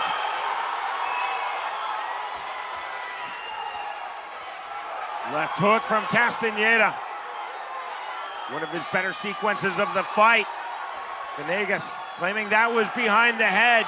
Referee Rafael Ramos saw nothing wrong with it. Venegas trying to resettle with his jab, lands a big right of his own, then a left to the body. Left, right, back to the body from Castaneda. Again, you see Ramos telling both fighters, keep your punches up. Big chant of Kendo now from this San Antonio crowd in Castaneda's home city. 1-2 from Castaneda. 25 seconds remaining in this really entertaining round 4. Flick jab from Castaneda. Right hand from Kendo Castaneda.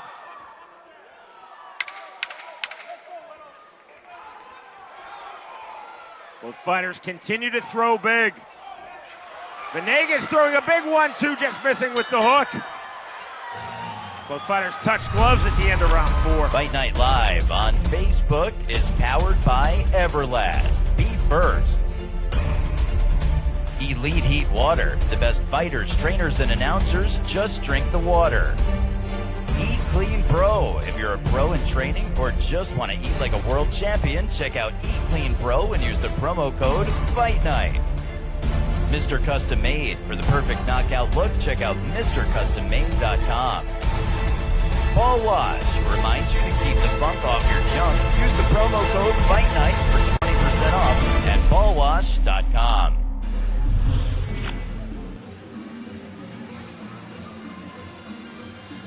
You see Jesse James Leha talking to Kendo in the corner. Use your brain, kid. Use your mind. It's as important as your legs and your fists.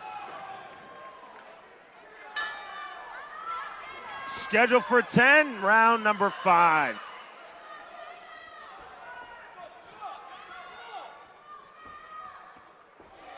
And at stake, our main event of RJJ Boxing live this evening on Fight Night Live, the WBA NABA Super Lightweight belt.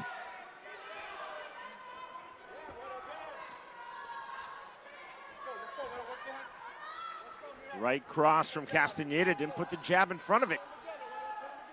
Was able to land that punch. Would be well served. Big right hand. To serve up more volume. He's got to interrupt the rhythm. Kendo got into the rhythm last round, Shawnee. He's got to be busier, does Venegas. You can see that very slight mouse under the right eye of Castaneda that started forming in round number 4. Big to the body from Castaneda.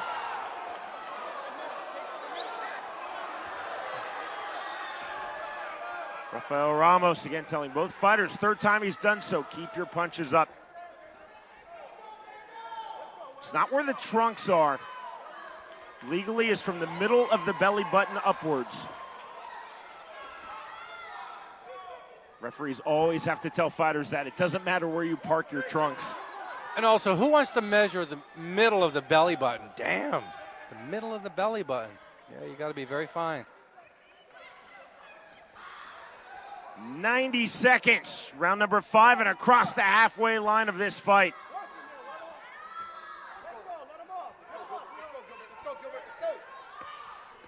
Not the ferocity we saw from both fighters in round number 4, still a very good round 5. Right hand from Castaneda. Doubling up on the left. You just see more volume from Kendo Castaneda. Rare break from Rafael Ramos. Now the fighter's been interested in tying up, and there's a good right hand. Castaneda starting to establish that right. His volume is taking the rounds. Venegas simply has to be busier. It's easy to say, harder to do. Venegas missing with the left hook.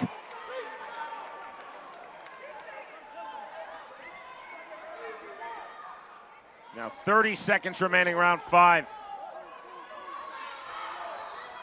Overhand right from Venegas, the counter right back from Castaneda. Good uppercut on the rear uppercut from Gilbert Venegas. Such an ebb and flow to this title fight.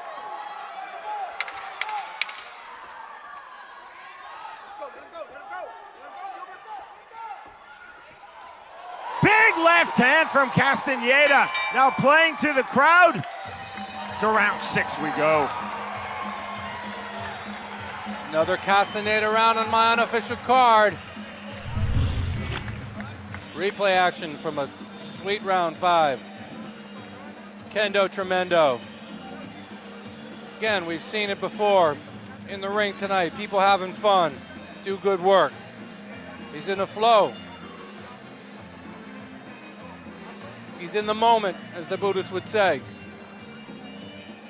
See him make him miss and make him pay. Was that a low shot? Or was it on the belt line? Flurrying volume. Venegas has to switch the gears, switch the tone and the pace. Impose his will and himself on Castaneda. Can he do it? Time's a wasting.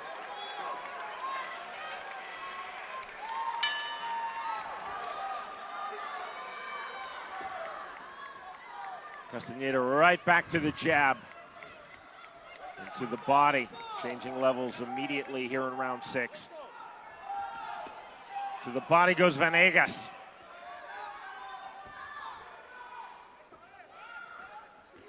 Good right hand again. Castaneda really finding a home for that right. It's not a straight overhand right, more of a turnover right. And it is landing and landing hard.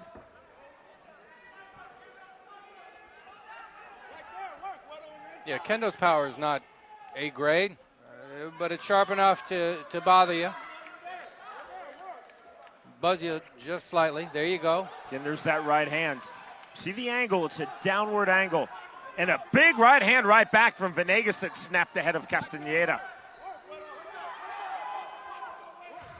Right hand, then the left.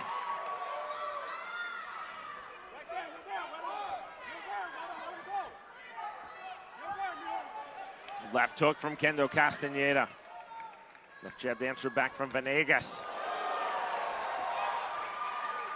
This is a pro Castaneda crowd, even though Venegas definitely has supporters here in San Antonio. So they are really reacting when Castaneda lands. Even when Venegas lands big shots, it's relatively quiet. Guess what that can do? Influence judges.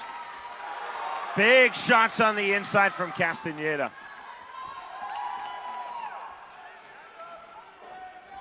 One of the reasons why the WBC has been using noise-canceling headphones on certain fights, especially in Mexico. I'm not a fan of that because I think you need to hear the punches land, but that's the reason. That definitely landed, that right hand from Castaneda. Good work by the shoulder of Venegas to create separation. Castaneda right back in. Kendo Castaneda really finding his rhythm here in round 6. Had a big round 4, is having a big round 6, lands 2 big right hands.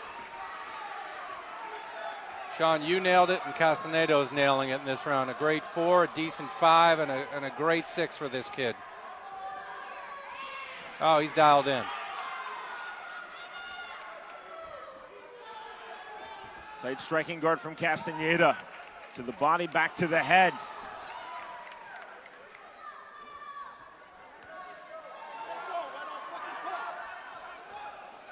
Limited offense right now from Venegas. Back against the ropes, Gilbert Venegas. Castaneda looking for one more big shot, doesn't find it before the end of round 6. I think Venegas really... Roy Jones Jr. Boxing on Facebook Fight Night Live is presented by The Art of Music. When memories fade, memorabilia doesn't. Freedom Chevrolet of San Antonio. Nobody beats a Freedom Chevrolet. That's right, nobody. LaHood Law Firm. Generations of legal experience. Let LaHood fight for you. And El Panama Hotel and Casino.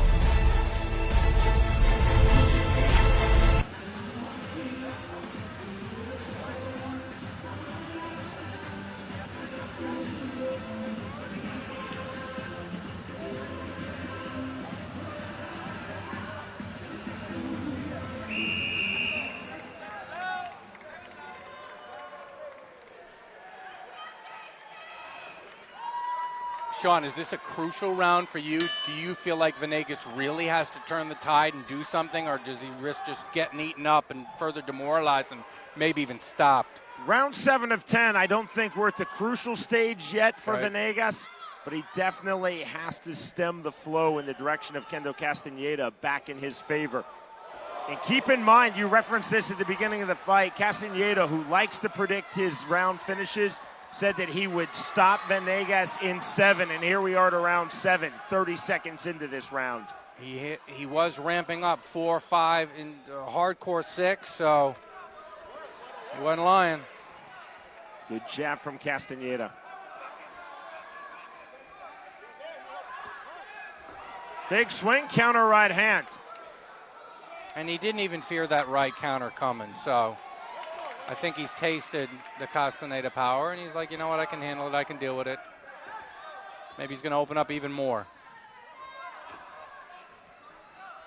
Both fighters working the body here in round 7. Let's go, Widow. Let's go.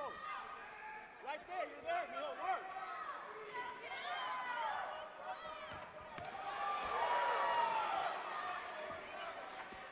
There's another good right hand from Castaneda, then backs off. Let's go. Short left hand, check left hook from Castaneda. Uppercut then to the body. Good sequence, good combination from Venegas. And you see that 6-punch combination from Castaneda. Let's go, Neil. Venegas absolutely cannot take more of those. Venegas claiming the referee Rafael Ramos, he was butted. Ramos did not see it. He added a little butt there at the end, too. The baby face is not as pure as maybe he would have you believe. He knows that what this is. It's fighting, man. It's fighting. Right hand from Venegas. Swing and a miss from Castaneda. Rare wild swing. Nothing wild about those punches. Those were sharp. See that mouse under the right eye of Castaneda? It has not become a factor, not at all. Really more of an abrasion than a mouse. 35 seconds remaining, round 7.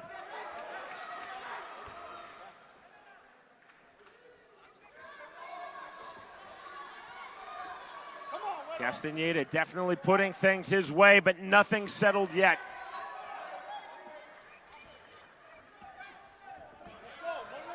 But geez, is it trending that way, Sean?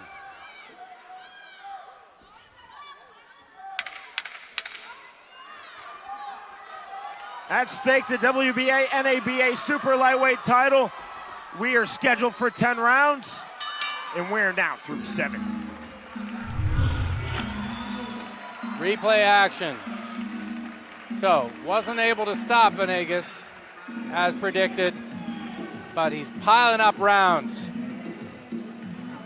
More back and forth early on, but this midway point into the later rounds, Castaneda is completely in a flow.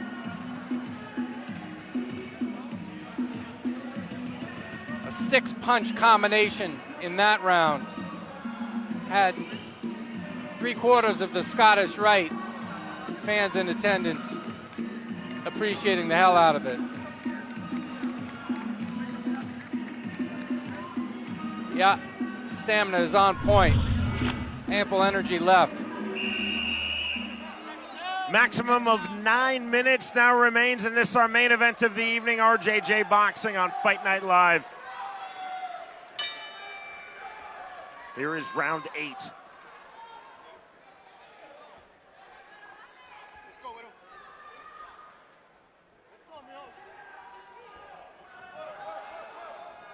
Bump of the shoulder by Venegas. The Venegas corner is muted along the same lines as their fighter. They sense that Castaneda is just on a level tonight. Venegas corner just to the left of our commentary position, and they are indeed very quiet now here in round 8.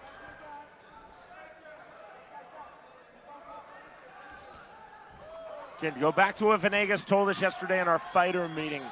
Rough, rugged, hard on the inside. It has not been that fight. This has largely been Castaneda throwing from the mid-range and the outside, landing big, especially that turnover right hand. And being the more rugged man, hitting to the hip. Good right hand there from Venegas. On the belt line. Venegas, make no mistake, has power to turn a fight with one punch right back in his favor.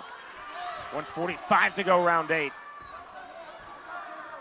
Well, Castaneda's 7th round finish prediction did not come true, but he still must feel very, very good about things.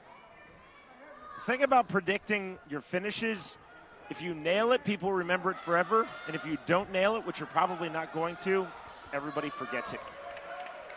Except for us. No, you're right. Good 1-2 from Castaneda. 1:15 remaining, round 8.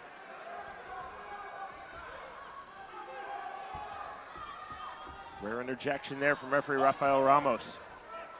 One more time, I'm going to give credit to this outstanding Texas commission headed by Greg Alvarez. Referees on point tonight as they always are. Judges are sharp, the inspectors, timekeeper, really great commission.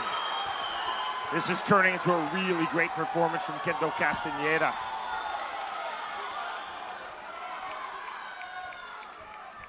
Working off of the jab.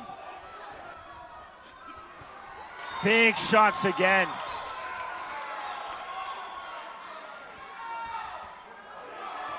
It's not just about, of course, who throws more punches, but look at the volume piling up in the favor of Castaneda here now in round 8.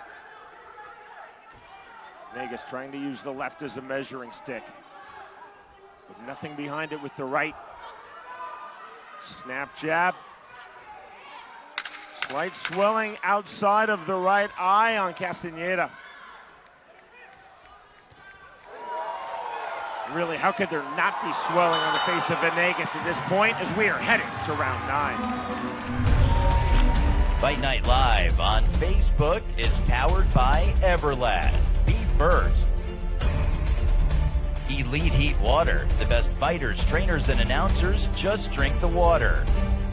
Eat Clean Pro. If you're a pro in training or just want to eat like a world champion, check out Eat Clean Pro and use the promo code Fight Night.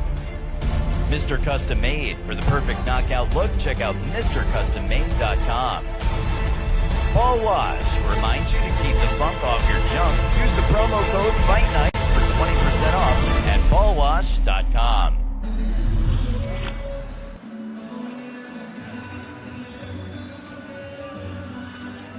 He's hurt.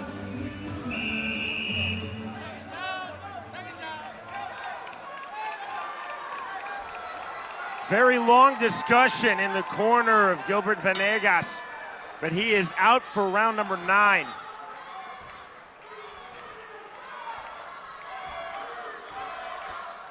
Big right hand from Castaneda. And again, the chant of Kendo from this San Antonio crowd in Castaneda's home city. Better stuff now from Venegas. Good sequence to the body.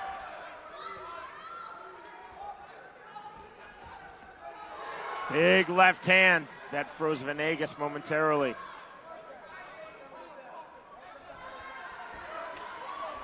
Outside to the mid-range, outside to the mid-range for Castaneda. And up and down the body. Big left hook on this step in from Castaneda. Venegas for most of the fight has just allowed Castaneda to work where he wants to work, when he wants to work, everything. He's just being too cooperative. Things clearly flowing in one direction, and that is in the direction that favors Kendo Castaneda.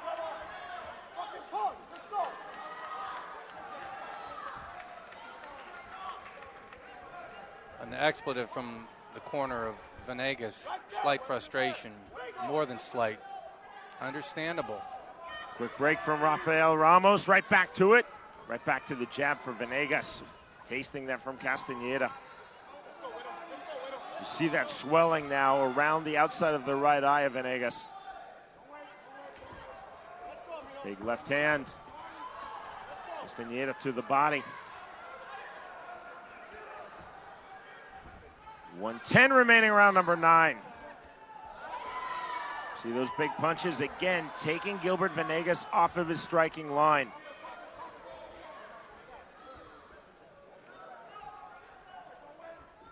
Venegas to the inside, but where are the punches in this sequence? See how long now Venegas is going without throwing a single punch. Some of his will left him a few rounds ago. And guess who took it out of him? Kendo did. He beat it out of him. Castaneda absolutely unloading now. This were scheduled for 12 and not 10. It'd be a very interesting discussion between rounds if indeed we get that, which I think we will. The fact that there's one round remaining, I don't think it will be nearly as contemplative in the corner of Gilbert Venegas. The sole is coming off of Kendo's left boot, by the way. You're going to have to tape that up. It's not bothering him. We are headed to the 10th and final round.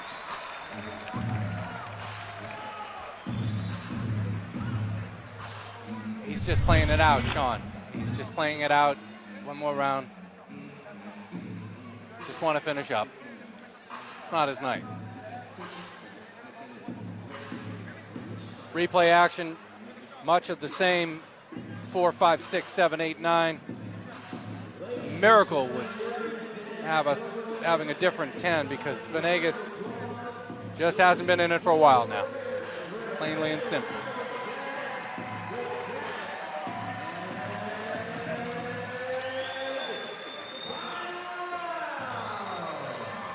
What's Leja asking for? Is he asking for a strong finish or be smart? Well, Venegas is telling the crowd, get up on your feet, let's rock and roll a little bit, let's have a little party. Let's see if maybe this is a little doozy of a soiree in the 10th and final round. Between rounds, Jesse James Leha, wrapping tape to fix that sole, went ahead and took care of both shoes of Castaneda. It's about the only thing that's gone wrong for him tonight. Very close through the opening 3 rounds. Castaneda started to establish his dominance in round 4. And from round 6 forward, has been very, very dominant. Good left hook from Castaneda. And Shawnee, like he told us how he learned a couple fights ago, you know what? My stamina has to get better when I'm in against rugged, durable guys. And he wasn't lying. His energy level in round 10 is superlative. Credit Guy Taylor, the matchmaker for Roy Jones Jr. Boxing. Keith Veltri, Lisa Veltri, Roy Jones for making a fight like this. An undefeated fighter at 10-0, an undefeated fighter and 14-0 with 1 no contest. No record building, no record padding. Bringing these 2 extremely talented undefeated fighters together for this title. New blood from the nose of Venegas.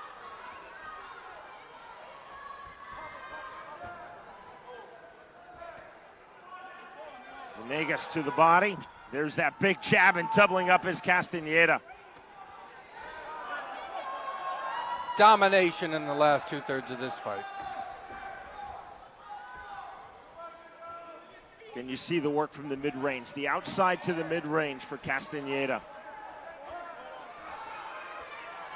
Just no answers from Venegas. Castaneda hard to the body. More punishment against his friend and former sparring and training partner. Again, Castaneda said, right now he's my sworn enemy. After the fight, our friendship will resume. He's unloading like this is an absolute enemy. I don't know if Venegas is going to want it because he's been getting walloped pretty good here. Kendo told us he considered putting up a poster up over his bed so he can stare and look angry at Venegas.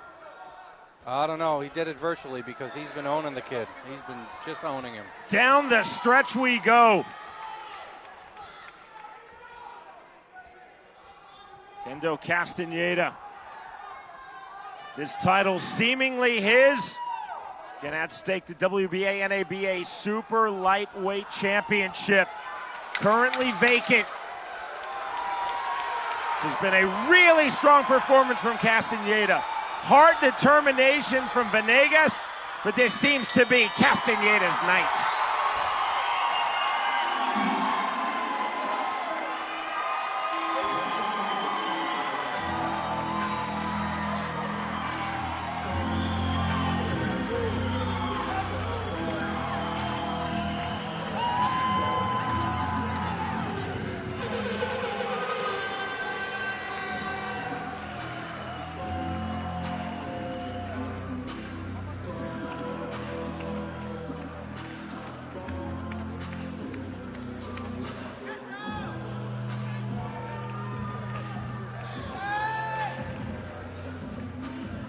There you see the immediate resumption of the friendship.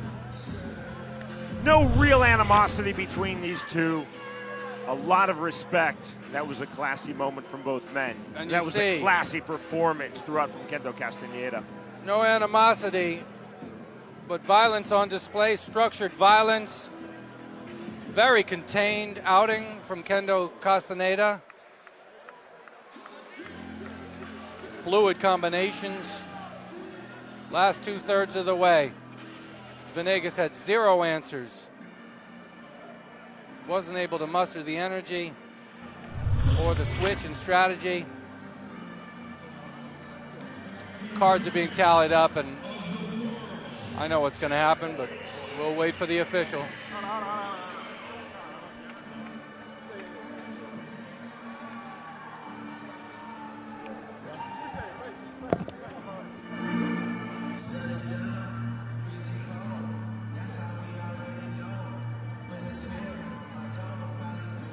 Gilbert Venegas Jr., Kendo Castaneda going the distance in this, our main event of the evening. We are set now with Mark Fratto. Ladies and gentlemen, here in San Antonio, Let's get a big applause for these two warriors in our main event of the evening. Hardware on the line in this one. These two went toe-to-toe. As you know, somebody's O has to go, and someone takes home the title. We now go to the judges' scorecards. Judge at ringside, Glenn Crocker, scored this one 98-92. Ellis Johnson saw it 99-91. Ruben Carrion scored this 100-90. All three judges in favor of your winner by unanimous decision, still undefeated, and the new WBA NABA champion from San Antonio, Texas, Kendo, El Tremendo Castaneda. You see just how much this title, this victory means to Kendo Castaneda. 8 rounds to 2, 9 rounds to 1, and 10 rounds to 0 on the 3 Texas judges' scorecards. A dominant, classy, and indeed classic performance from Kendo Castaneda.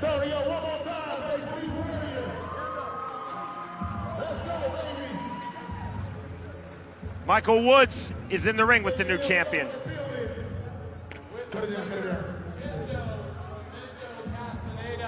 You told us in the fighter meeting yesterday that you had sparred this guy and you owned him and you dominated him. Now, the fight started out a little bit back and forth, so then you just pulled away.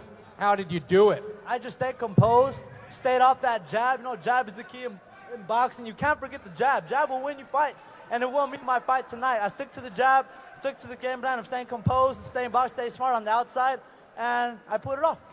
And guess what you also did? You were pretty rugged there. He was complaining maybe a little bit on the belt line, and I saw to the hips. You got a baby face, but kid, you're a pretty mean fighter.